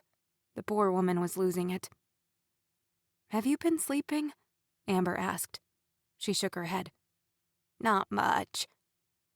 Well, now that you know Darby is more or less okay, maybe you can get some rest, Betty stared at Amber for a beat. What if this destroys my reputation? Won't happen, Amber said. People avoided my shop for a while, too. Being accused of murder will do that. You're only being accused of attempted murder, so the customers will come back to you sooner than they did to me. Welcome to the Social Outcasts Club. That earned her another semi-crazed laugh. All right, Amber said, helping Betty to her feet. They ambled to the door. Bobby still over there? You have a safe way to get home, right? But by the time they reached the front door of the Quirky Whisker, Amber could already see Bobby bustling about in the shop across the way.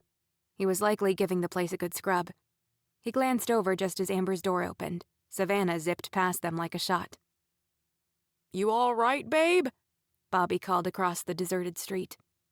She's okay, Amber called back. She just needs to sleep. Get your butt over here, woman. I've been trying to get you to rest more all week. If you don't argue, I'll order takeout and draw you a bath. Ooh, you better accept that offer, Betty, Amber said, giving her a gentle nudge across the street. Amber stood on the curb and watched Betty slip into the space between Bobby's outstretched arm and his side. She looped an arm around his waist, and he kissed her on the temple. They both turned to wave at Amber before they disappeared inside their shop, Savannah darting in just before the door closed. Trying to ignore her little pang of jealousy, she ducked back into her shop.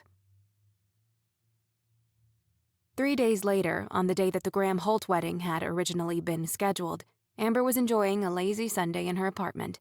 The Quirky Whisker opened at 10:30 a.m. on Sundays, so, much like a cat, she lounged on her bench seat in the brief patch of sunlight streaming through the gray clouds. Tom was curled up in her lap. Allie was sprawled out by her feet, and Amber was enjoying one of her specialty cups of hot chocolate. The whipped cream sprinkled with cayenne pepper had already melted into the decadent drink, giving each sip a hint of heat, both in temperature and spice. She'd just left her dozing cats on the bench seat and deposited her mug in the sink when her landline rang. She had a visceral reaction to the sound. The last time someone had called her on that, it had come with the news that Melanie had died. Hello? She asked cautiously. Hi, sugar. I tried calling your cell phone, but it kept going right to voicemail. Amber sighed to herself. She had forgotten to charge it again, and now that its ring couldn't alert her to its new hiding place, she'd need to conduct a locator spell to find it. What's up? Are you up for a meeting with Darby? Amber cocked her head. A meeting? She's working to get the wedding rescheduled for next week. It sounds like ointment would be enough to treat the hives, but she's been so stressed about the wedding that the doctor thinks a few days of forced bed rest would help her mentally. I don't know if it still counts as bed rest if you're working from the bed. Okay, but why would I be invited? I'm not part of the wedding. She'd like one of your animated toys, Betty said.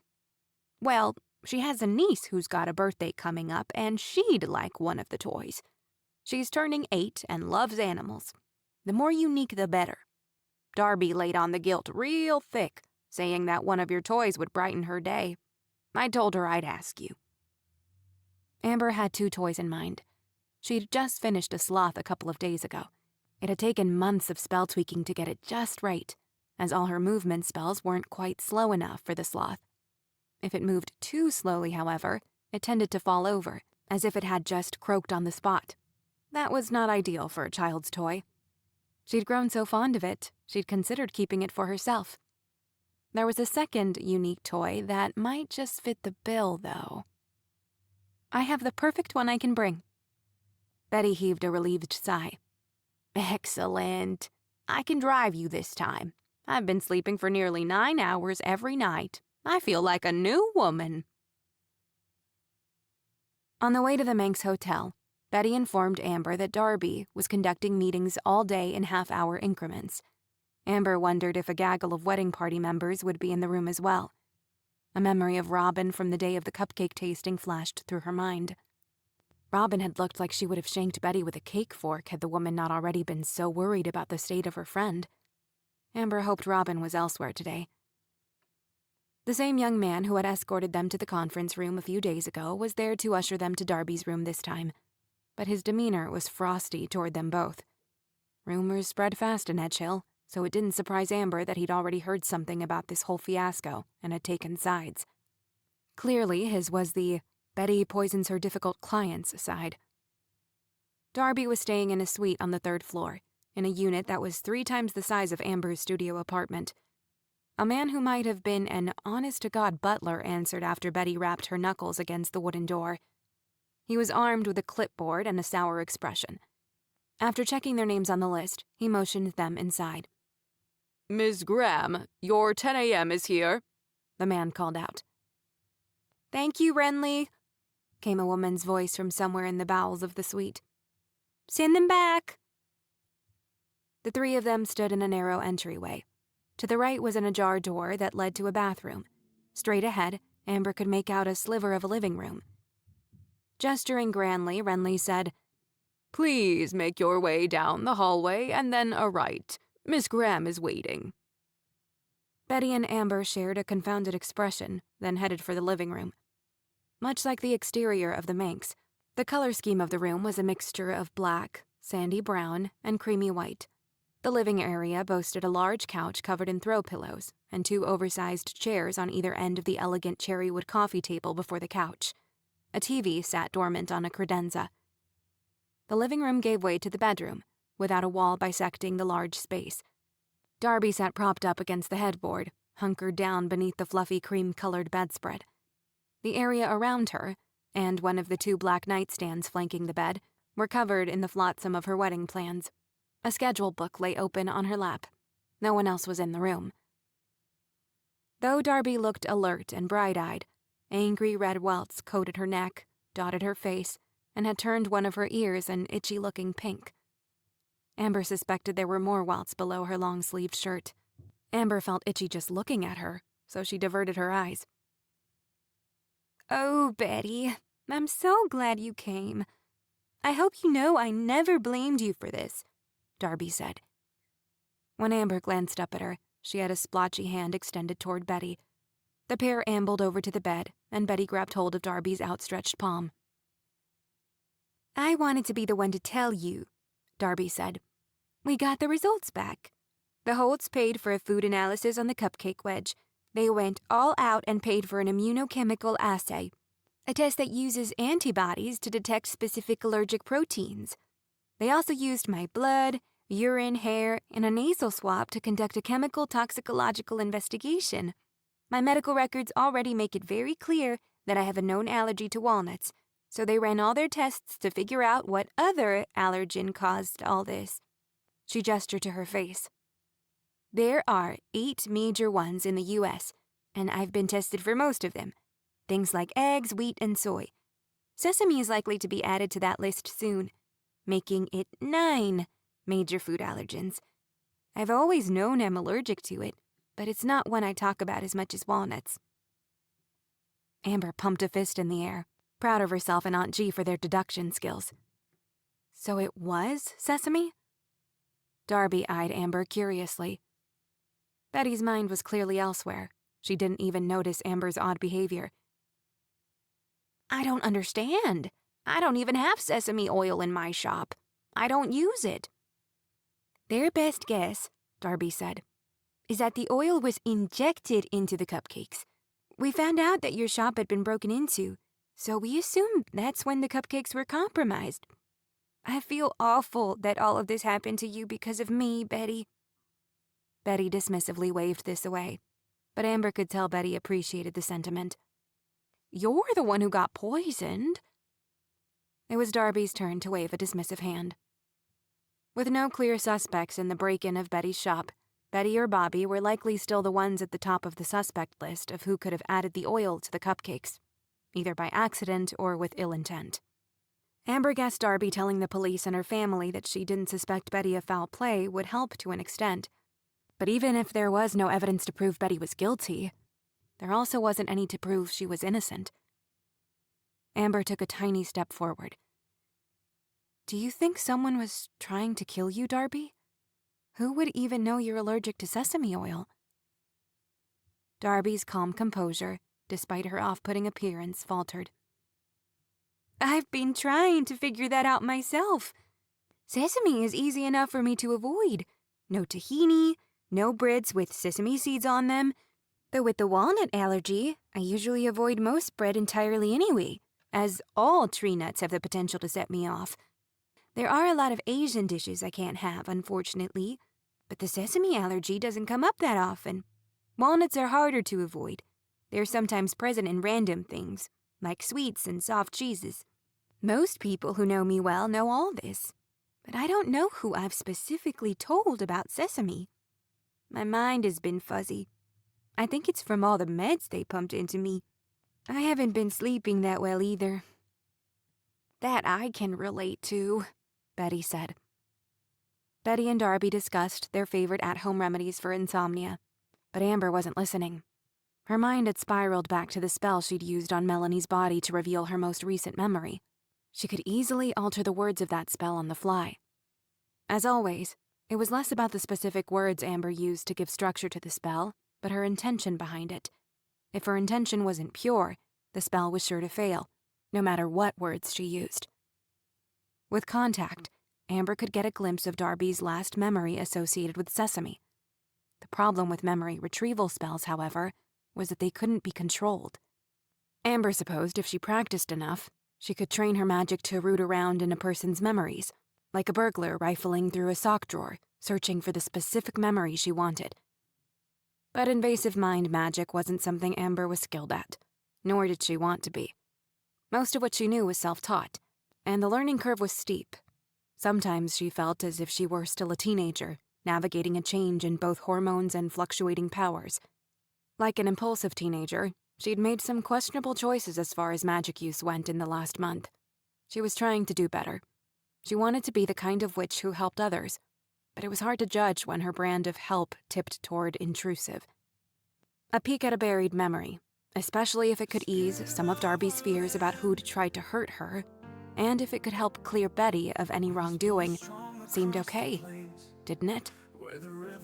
Amber knew one risk of the spell was that what it revealed could be something as mundane as Darby ordering a meal somewhere and asking about the sesame content. Even so, she mentally cast the spell, then followed it with her intention for the magic. "I want to know if someone in Darby's inner circle would use this knowledge against her, both for her sake and Betty's." Her magic thrummed happily in her veins, sensing Amber's pure intention. Gently placing her hand on Darby's and startling her out of her conversation with Betty, Amber infused her tone with as much concern as she could when she asked, "Did you discuss sesame seeds or oil with your caterer for the wedding? Was anyone from your family or wedding party there?" Darby said, her gaze going a little glassy as she thought back. Amber's vision went white for a moment. Then a crystal-clear scene snapped into place in her mind's eye. She was in one of Darby's memories. She couldn't see Darby herself, but she could see part of her torso. The long black braid hung over one shoulder, and her arms, notably devoid of itchy welts. The sleeves of her shirt hit her just past her elbows. Darby was seated at a round table, covered by a white cloth, and surrounded by 3 other diners, 1 female, 2 male. Amber didn't recognize either of the men. Both were in their late 20s to early 30s, clean-shaven, and wore crisp dress shirts. Amber guessed that they wore pressed slacks and expensive shoes. The woman across from Darby was undoubtedly Robin, the best friend and maid of honor. Darby's left ring finger was unadorned, so this must have been from a time before Darby and Nigel had gotten engaged. White porcelain plates were topped with bright pink salmon, steaks, or, in Darby's case, a dish that looked like creamed butternut squash topped with sausage pieces and caramelized onions drizzled with the dark sauce. A flickering candle sat in the middle of the table, ensconced in an elegant glass holder and flanked by small flower arrangements dominated by red roses. Had this been a fancy double date? Nothing particular of note happened during the meal, and Amber couldn't hear what anyone was saying, probably because the memory was so far back, Darby didn't remember what had been discussed, just that the dinner had happened. At some point, Darby began to scratch at her neck and the area around her inner elbows. A few welts popped up on her forearm. She pressed a hand to her chest, the silk blouse beneath her palm rising and falling too quickly. The face of the man to her right swung into her direct line of sight, his brows smashed together. Amber thought he might have mouthed, "Need medicine?"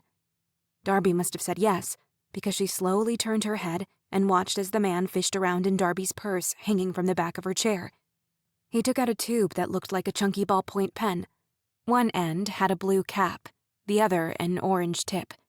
EpiPen was stamped in thick black letters on a yellow background. He handed it to her. This man wasn't as adept at dealing with Darby's allergies as Robin was. With practiced efficiency, Darby jabbed the pen into her own thigh. Amber abruptly pulled out of the memory then, stumbling back a step and breaking her contact with Darby's hand. She had no idea how much time had passed while she'd been reliving the memory. It had felt like minutes, but given that Darby only looked mildly confused, Amber figured it hadn't been long. "Did you hear me, Amber?" Darby asked, head cocked. "No, sorry," Amber said, willing her heart rate to slow. "What did you say?" "It's weird. As soon as you touched me, I suddenly remembered something. I was out at dinner, and it was the first time I realized I needed to be more diligent about not ordering certain foods or asking for no sauce," Darby said. "About 4 years ago, I had an allergic reaction to a sausage dish. Some sausages have sesame in them. And it was a double whammy because there was a sauce with Japanese sesame salt in it. I didn't go into full anaphylaxis, thankfully. My reaction to sesame is less intense than my reaction to walnuts, but it makes me break out in hives, as you can see. Sesame is in some really random things, and I've gotten surprised a few times over the years. It's hard needing to check the labels of everything I eat, or being that pain-in-the-butt person at restaurants who has to ask about ingredients. The hives from sesame always seem to crop up on my face." "Bad timing for a wedding," Amber said. "Between you and me," Darby said, eyeing Amber and Betty in turn, "I'd be more than happy to have my makeup artist do her magic and just cover this mess up with concealer. But Candace wants me to wait until the welt's clear so it doesn't ruin the pictures. They paid a lot of money for some fancy celebrity photographer, and I need to be at my best," she sighed. "I just want to marry Nigel and get the heck out of Dodge for our honeymoon already." "Is he still snowed in?" Betty asked.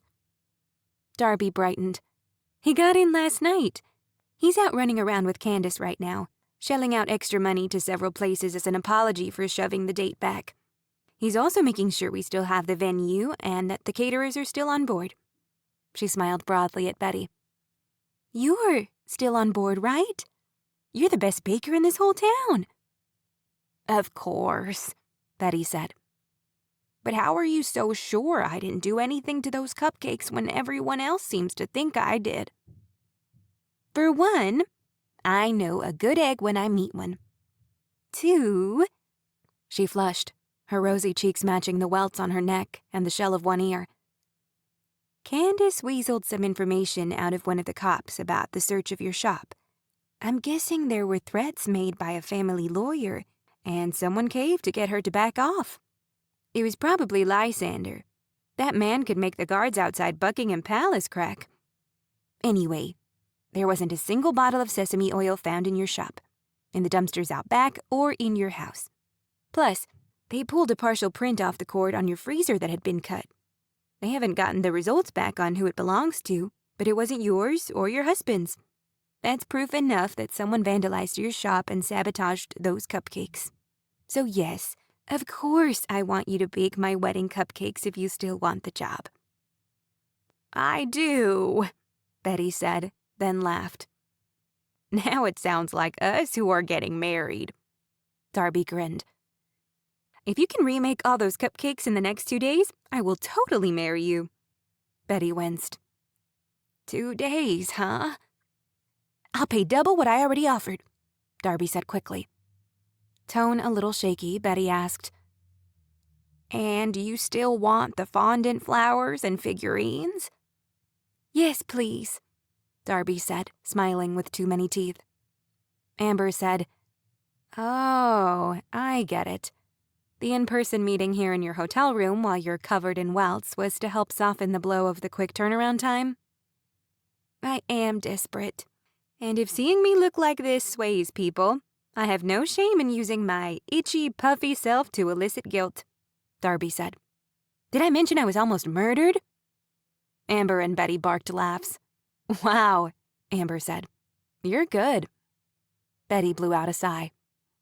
You're lucky I like you, Darby. She sat up in bed. You'll do it? I'll do it. Darby scrambled onto her knees, her scheduling book getting trampled in the process, and threw her arms around Betty's neck. You're the best! Betty returned the hug, lightly patting Darby's back.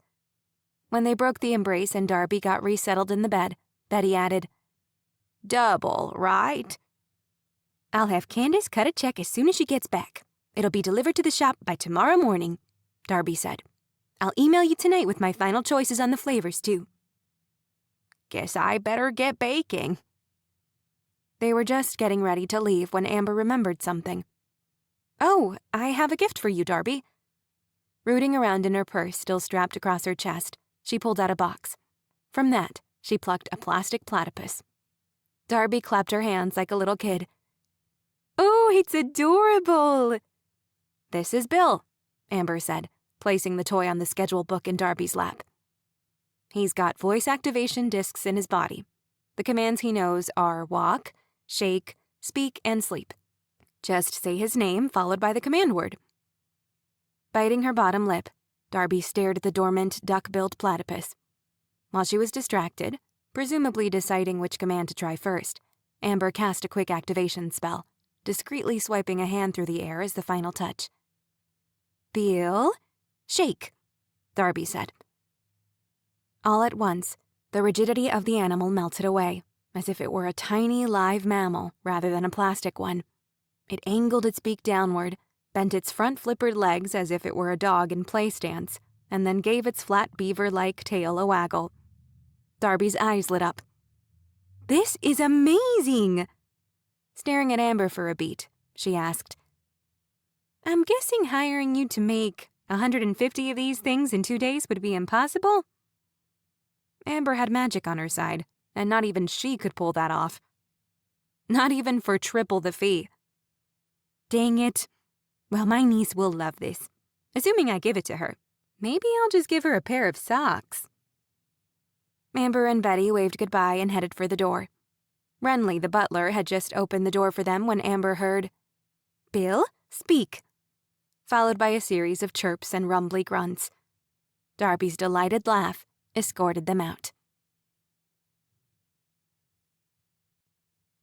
Chapter 7. After climbing back into her car, Betty just sat there, staring into space. I think my stress-induced ulcer might be coming back. That vandal destroyed my inventory. All my fondant work was smashed. I'll have to order more of everything. It might not even get here in time. Unless I take a trip out to Portland to get supplies. But that will eat up half my day. I suppose I could... I have an idea, Amber said, cutting her off. But you might not like it. Betty turned more fully in her seat to eye Amber. Sugar, you know I think you're a wonderful human being. But I tasted one of your baking attempts many moons ago. It had a lot to be desired. First of all, I'm deeply offended, Amber said, though she wasn't. Even when she was baking cupcakes with a box mix, she managed to screw them up. Second, what do you think about recruiting the help of Kathy Mulgrew? She braced herself. The horrible woman who has been poking and prodding at my insecurities for weeks? That Kathy Mulgrew? Yes, Amber tried. You said yourself that she's a master at fondant. I was just in her shop a few days ago. She's incredibly talented.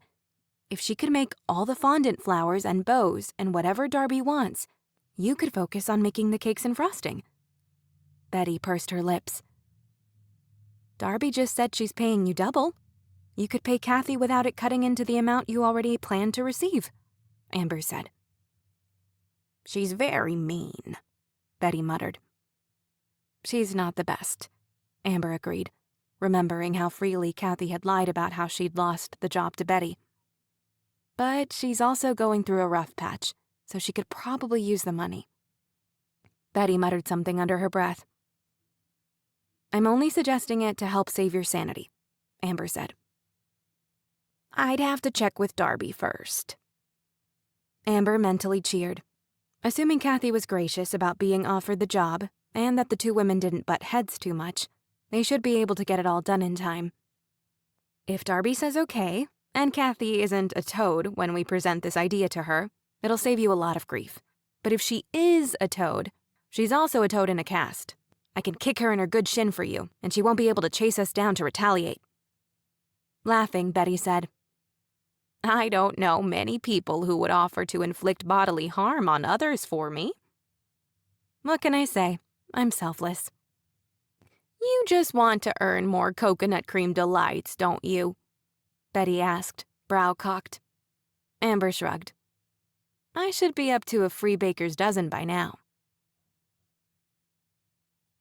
At the end of the following day, Kathy of Cat's Treats was officially on board with helping Betty get the Graham Holt cupcakes done on time. Betty said the woman had sobbed hysterically over the phone when she offered her the gig, and Kathy had apologized profusely for being a buffoon and a sore loser. She'd even negotiated her rate down from what Betty offered, as she felt so bad about how she'd treated Betty. The impending arrival of her first grandchild had turned Kathy into a high-strung mess, as the pregnancy had been high risk. Once it was clear her daughter was okay, and the baby, though in the NICU, was going to be okay too, Kathy realized she'd become a terror to many people in her life.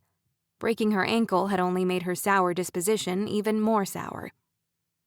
From what Amber had heard from Betty, who got secondhand information from Darby and Garcia, and Kim, who got secondhand information from half the Edgehill population, the identity of the vandal and cupcake saboteur was still unknown. The partial fingerprint had yielded no matches, as the perpetrator had neither a past criminal history nor a job that had required fingerprinting. A match could only be made in the APHIS system if the vandal's fingerprint had already been cataloged. The town was abuzz with activity, thanks to the upcoming Graham Holt wedding. Hotels, restaurants, and shops were getting an uptick in business as attendees of the wedding swarmed the town. Normally, Edgehill was rather deserted this time of year, so it was nice to get a flurry of visitors. The weather had remained dreary for weeks, but the wedding was to take place indoors. Currently, it was just after midnight, and Amber sat perched on her bench seat, staring out her rain-streaked window. She'd been roused from another dream about Melanie. This had been a sad one, reminding Amber that her life was a little dimmer now that Melanie was no longer in it. In the dream, Amber, Kim, and Melanie had been all dolled up for a wedding, dancing the night away at the reception. Amber had alternated between dancing with Connor Declan, the reporter from the Edgehill Gazette, and Jack Terrence, the co-owner of the Percolate coffee shop. Melanie kept telling her to choose Jack. She'd been so persistent about it, holding onto Amber's elbows and staring deep into her eyes. When she said Jack was the one for her, it had woken Amber up. It almost felt as if Melanie really had been talking to her, that her spirit had invaded her dream to impart a message. Waking in her dark, quiet apartment had filled Amber with a bone-deep sadness that stripped her of her ability to sleep. So she left the cats on the bed and curled up on the bench seat instead. It was while she sat there, with rain pelting her window, that she saw something across the street. A flash of white light near the ground. She sat up straighter, gaze wildly scanning the rain-soaked scene. Another flash. The sweep of a flashlight beam? It was coming from the side of Perfectly Scrumptious. Was the vandal back, ready to destroy the cupcakes again on the eve of Darby's wedding? She scrambled off the bench seat in search of her grimoire. She found it lying on her coffee table, surrounded by bits and pieces of half-constructed toys. Furiously flipping through it, she found a clarity spell. Carting the book back to the bench seat, She cast the spell, then rubbed her hand in a circle on the cold glass of her window. A clear spot, as if she'd cut a hole in the glass, materialized. No rain marred the circle, giving Amber a clear view of Betty's shop below. Someone was definitely down there. Oh, no, you don't. In record time, Amber changed back into jeans, a hoodie, and boots. She grabbed her charging cell phone off her nightstand, her keys off the dining room table, and yanked on her raincoat as she ran down the steps. She wasn't sure what she planned to do, but she couldn't let whoever this was get away with burglarizing Betty's shop again. As she stood at the locked door of her shop, she dialed the local police station. A tired-sounding man answered. "Hi, this is Amber Blackwood. I live on Russian Blue Avenue. Someone is trying to break into Betty Harris's shop across the street." Oh, goodness, again? He asked, sounding decidedly more awake now. I'll put a call out to whoever I can. Thanks. She hung up, flipped her jacket hood over her head, and darted out her door into the rain. Amber didn't think about the intelligence of this plan until she'd made it across the street and was slipping her emergency key into the lock on the door of Betty's shop. She might have been a witch, but it wasn't as if she was skilled at combat magic. If the vandal had a weapon, Amber was toast, especially if she startled the person. Thankfully, Betty's door didn't have a jangling bell above it like Amber's did. What little sound the well-oiled hinges made was drowned out by the relentless wind and rain falling in sideways sheets behind her. I'm all alone in the rain. Amber froze. I'm all alone in the pain. She figured out 4 things in quick succession. 1, the person had already gotten inside. 2, it was a man's voice and was coming from the back of the shop. 3, he was drunk or close to it. 4, he was a horrendous singer. Return and give me back my smile. Come take away my face. Hold me close now. Nighttime is so mean. This was punctuated by a sob. Oh dear. She crept toward the swinging door that led to the kitchen in the back. There was a small plastic window in the door, so she stayed low to avoid being seen through it. As she stood beside the door, out of range of the window, she pressed her ear to it. The man was still singing to himself. He must have hit the chorus of whatever heartbreak ballad he thought he was belting out, because he was focused on that far more than anything else. She imagined him with his eyes closed, an open bottle of Jack Daniels held in his fist by the neck, and his head thrown back as he serenaded the ceiling. Steeling herself, she peeked through the plastic window. She'd been spot on in her guess, though he was holding the neck of what appeared to be a jumbo bottle of cheap vodka. Oof. He was also soaked, his Hawaiian shirt sticking to his skin, and his wet hair plastered to his head. He had a thick beard that covered half his face, and rainwater dripped off the end. She didn't know this man, but something about his appearance sparked a note of recognition anyway. With his head thrown back in song, he was in a similar position to how she'd last seen him, sleeping in a chair in the lounge of the Manx Hotel as the Golf Channel played. Only, she guessed now that he hadn't been asleep. He'd been hanging out at the scene of his impending crime. To... what? Be present when Darby was wheeled out in a body bag after ingesting too much sesame oil? She recalled something Betty had said. I was starting to think she sent someone else in her place, actually. A bearded man I've never seen before has been in here several times this week during peak busy hours, and only buys something occasionally. But he stopped coming in a few days ago, too. I'm probably just paranoid now. Had this man been scoping out the bakery before he broke in? She realized then that he was also the bearded man who had been loitering outside her shop the day she'd called Aunt G about food allergens. The man had been shouting that Edgehill was the worst because so many businesses closed early, and then he'd stalked down the sidewalk, paper bag-wrapped alcoholic drink clutched in his hand. Amber was still watching him when his hauntingly emotional, truly atrocious ballad ended. He leveled his stare at the larger of the cupcake freezers. It was about twice the size of a home refrigerator, had only one door, and was outfitted with shelves of various heights. Amber knew it wasn't specifically a cupcake freezer, but a commercial freezer that had been outfitted and adjusted to best keep cakes fresh.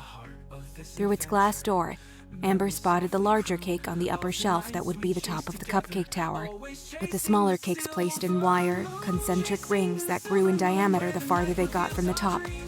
Dozens and dozens of cupcakes lined the lower shelves. The man adjusted his hold on the vodka bottle, and with a steely expression etched on his face, he strode forward. "Freeze!" Amber hadn't realized she was going to act until she did. Now she was standing in the kitchen with a very drunk, very sad man. She grabbed a makeshift weapon from the nearest table and held it aloft. It was a rolling pin, at least, and not something decidedly less threatening, like a whisk. "Ah!" the man shrieked, throwing his hands into the air. The vodka bottle slipped from his hand and shattered on the ground, instantly filling Amber's nostrils with the pungent scent of alcohol. "Who are you?" she shouted. "What are you doing here?" His bottom lip trembled. "Are you a cop?" Amber glanced down at herself. She hadn't zipped up her raincoat before she'd run out into the elements, so part of her hoodie was visible. It featured the top half of a cat's face, looking quite alarmed.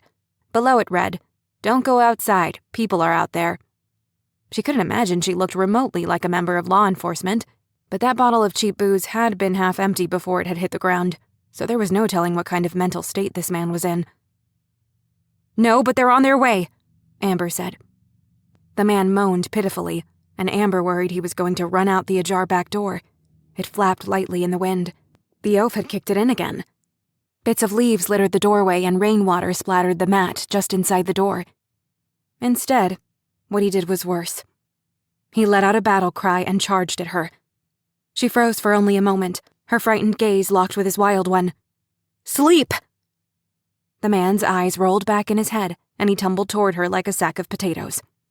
They went down in a heap, thankfully avoiding the alcohol, broken glass, and concussions from colliding with furniture or walls. She had the wind knocked out of her, though, and she dropped the rolling pin with a clatter.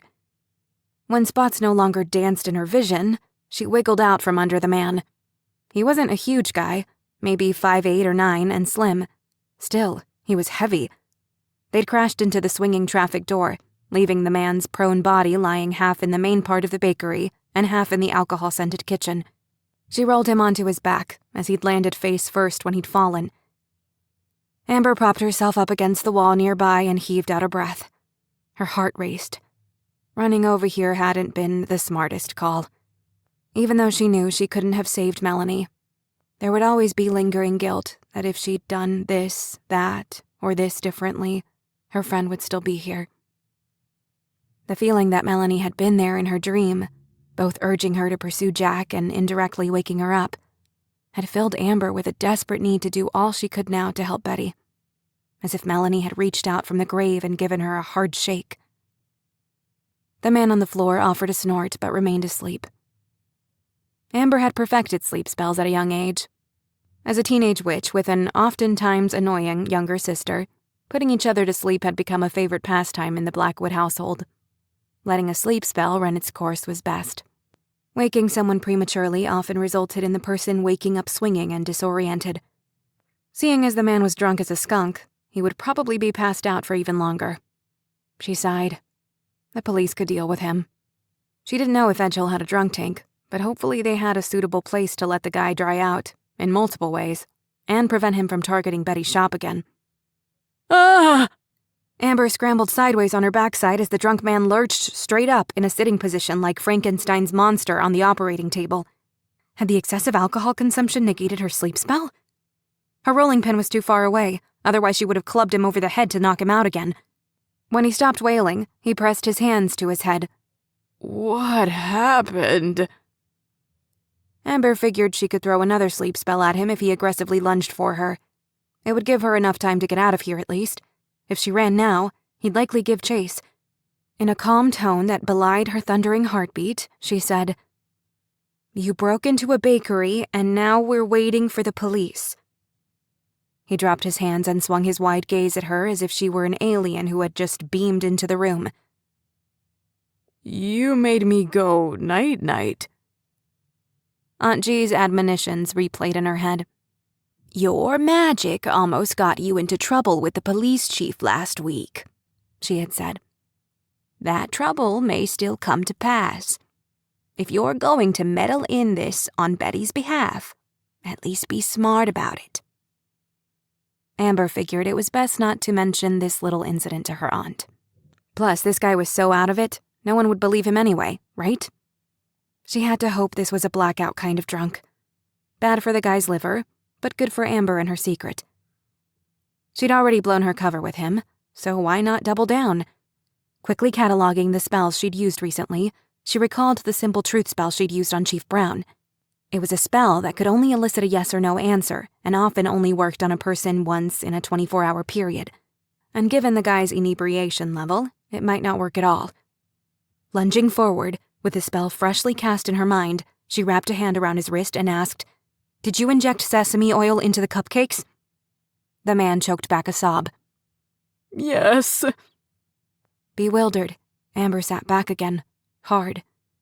A rolling cart topped with heavy-duty mixers and shelves lined in metal bowls was behind her. The cart's contents rattled softly as her shoulder bumped into it. Why? Why did you try to kill Darby? He gasped. I didn't try to kill her. I love her. He shook his head. Love her. I just wanted to make her think twice. She's making a mistake. He hinged forward abruptly and cocked his head at her. Have you ever been in love, Magic Lady? It makes you do some very wacky things. He burst into raucous sobs. The crying was alarming in its own right, if only because he sounded like a yowling cat in heat. But she realized something else, too. While this man had a full beard that covered half his face, and his hair was a wild mess, this was the same clean-shaven man she'd seen in Darby's memory. He'd just swung his face toward her the same way he'd done with Darby. It was the man who had fished the EpiPen out of her purse when she'd eaten a dish that had hidden amounts of sesame in it. You dated her before Nigel, Amber said, fitting the pieces together. She's making a mistake, he wailed. So you tried to kill her because if you can't have her, no one can? His crying stopped on a dime. His eyes were red-rimmed, and tears had tracked into his beard. He jutted a finger at her. No. No. Take it back. Amber held her hands up in innocence. Why don't you tell me why you did it then? Sesame doesn't affect her as bad as walnuts. It just makes her get hives. I think she's beautiful even when she's puffy, he said, staring at Amber earnestly, as if he wanted her to praise him for thinking Darby was still pretty even in the throes of an allergic reaction. Amber said nothing. I put the oil in all of them because I knew she had a taste test coming up. How'd you even know that? Why are you in Edgehill at all? Amber asked, finding it hard to believe Darby had invited this guy to her wedding. What's your name, by the way? Ian, he said, but didn't ask hers, so she didn't supply it. The less he could potentially remember about her come morning, the better. I've been in town for a week, just scoping things out, looking for my opportunity, but I could never catch Darby alone. Couldn't you just call her? Amber asked. Ian stuck out his bottom lip. We used to talk a lot, stayed friends even though we broke up. But after she got together with Nigel, suddenly she didn't have time to talk to me anymore. She'd get upset with me if I talked too much about our past. Said she thought it was better if I moved on. I couldn't move on. I still love her. She can't love Nigel. What kind of name is Nigel Holt, anyway? She's just with him for his money. It's made her blind to what she really wants. He's changed her. Amber didn't know what to say to any of this. Since she's shallow now, I knew getting welts all over her face would postpone the wedding until they cleared up, Ian said. I figured I could get in to see her at the hospital. Seeing me would remind her. An in-person conversation would be better than over the phone. She didn't block me, but she usually sends my calls to voicemail now. She couldn't send me to voicemail in person. I just needed her to hear me. She wasn't just my girlfriend, she was my best friend. I lost that when she started dating Nigel. I miss her, and she can't be bothered to care because she's a hospitality princess now. Some part of Amber felt bad for the guy. He looked so miserable. But poisoning someone to make her talk to you was extreme. Not to mention destroying Betty's inventory and her property. The guy needed help. The saddest part was that Amber guessed Nigel hadn't changed Darby that much. Ian had chosen sesame oil because he thought she was too shallow to have a wedding while covered in welts. But she'd told Amber and Betty that she'd be more than happy to have my makeup artist do her magic and just cover this mess up with concealer. It was Candace, Nigel's mother, who had wanted the wedding postponed for aesthetic reasons. Maybe Darby had tried to stay friends with Ian, but had cut him off when she saw staying connected to him was hurting him more than helping. The back door banged open, and in dashed Garcia and Carl. Amber flinched hard, knocking a metal mixing bowl off the cart behind her. "Ah!" Ian yelped, scrambled to his feet, and slammed through the swinging kitchen door. Amber was impressed the man could move so fast while soused.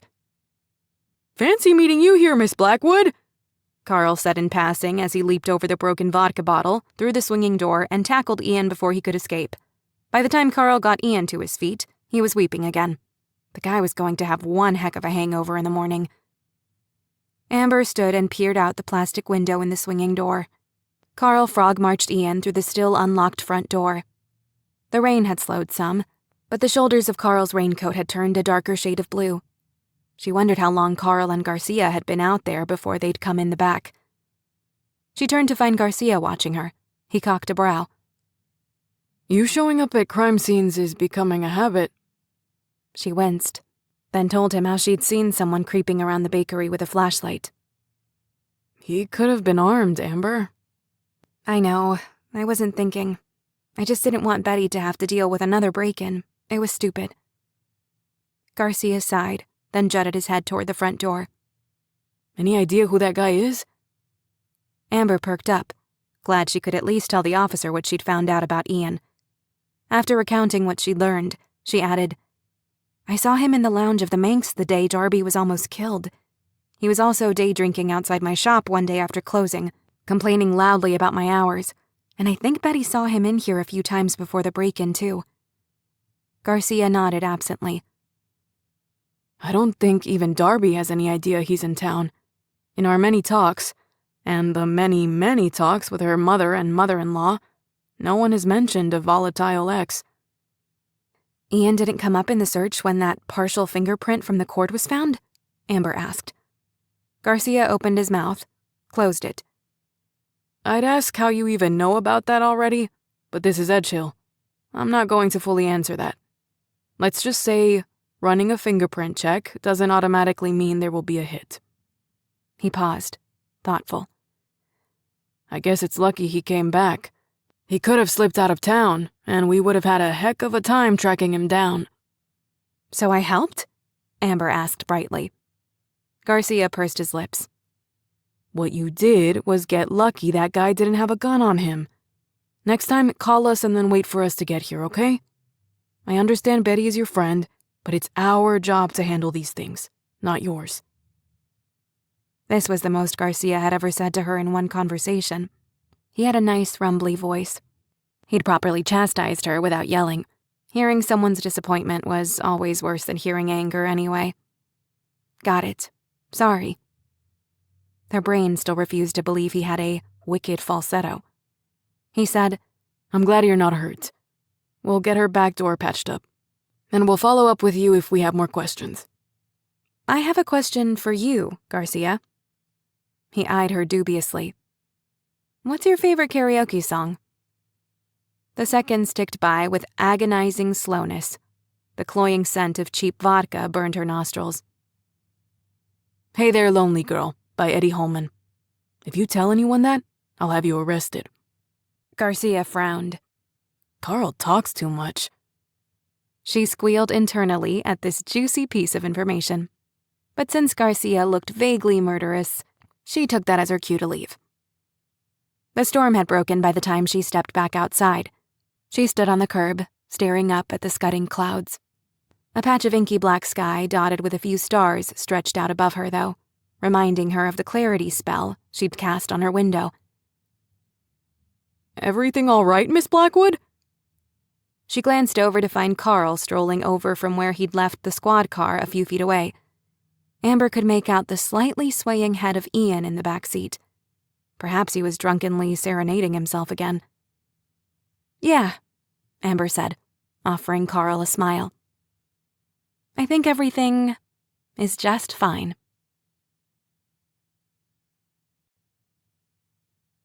Epilogue.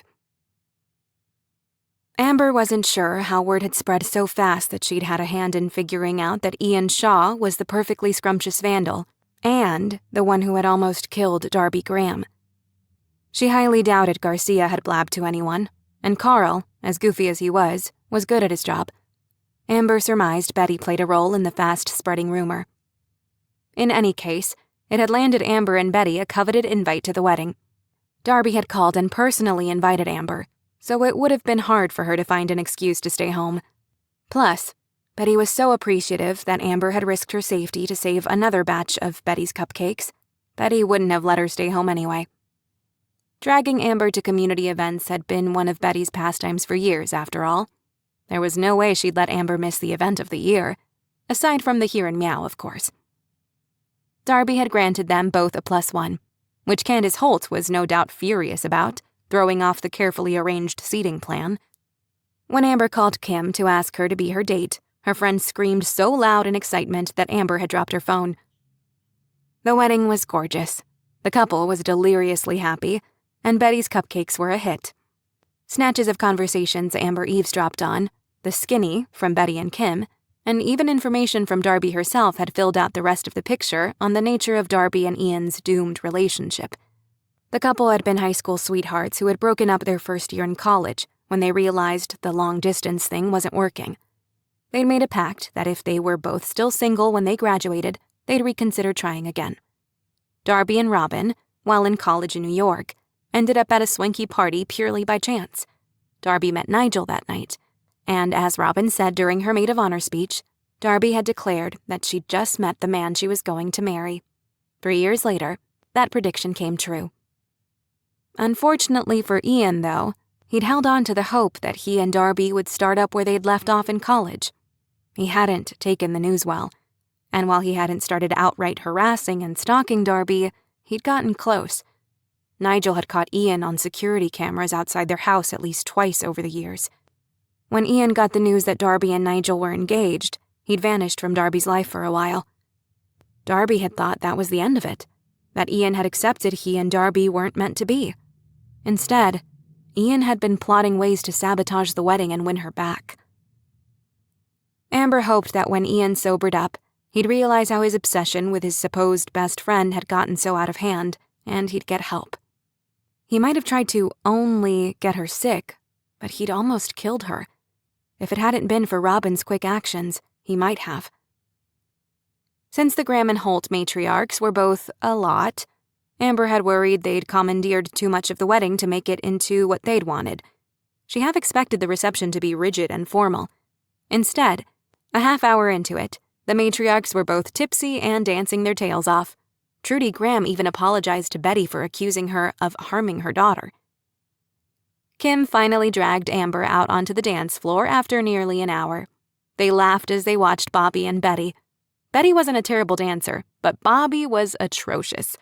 He did it with such zealous abandon, though, that it swung back into the good category, but not by much. When a slow song came on, Bobby swept Amber out to the middle of the dance floor, while Betty and Kim partnered up. He quietly thanked Amber for taking care of Betty all week. "You're like my grandparents," Amber had said. "Family." "Family," he agreed. "But am I really grandpa-aged? Can't I be the cool uncle?" When the song switched to the Cupid Shuffle, he backed away from her, joining the substantial group forming. As he launched into the dance with everyone else, he called out, "Could a grandpa do this?" Betty and Kim flanked Amber just off the dance floor. Betty whispered, "I'm not sure anyone should do that." As she and Kim laughed, Amber thought she caught a whiff of Melanie's favorite perfume. She scanned the area around her, as if she could see her ghost lingering nearby. Amber had never seen a ghost before, so she wasn't sure why she thought she'd start now. Still, it felt like Melanie was there with her. I miss you too, Amber thought. She looped her arms through Kim's and Betty's, watching Bobby cut a rug. While Amber's social circle wasn't huge, it was growing. There had been a lot of grief in her life, but she liked to think she was getting a little better at handling it. Isolation had always been a defense mechanism, but she missed out on so much that way. When she awoke the next morning, she did so naturally, without a nightmare rousing her with a start.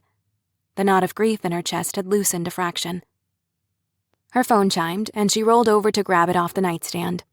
Tom, who had been stretched out like pulled taffy by her side, issued a croaky meow of protest, but didn't otherwise move.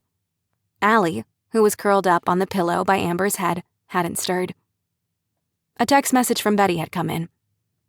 "I'm experimenting with a new cupcake flavor. Want to be my test subject?"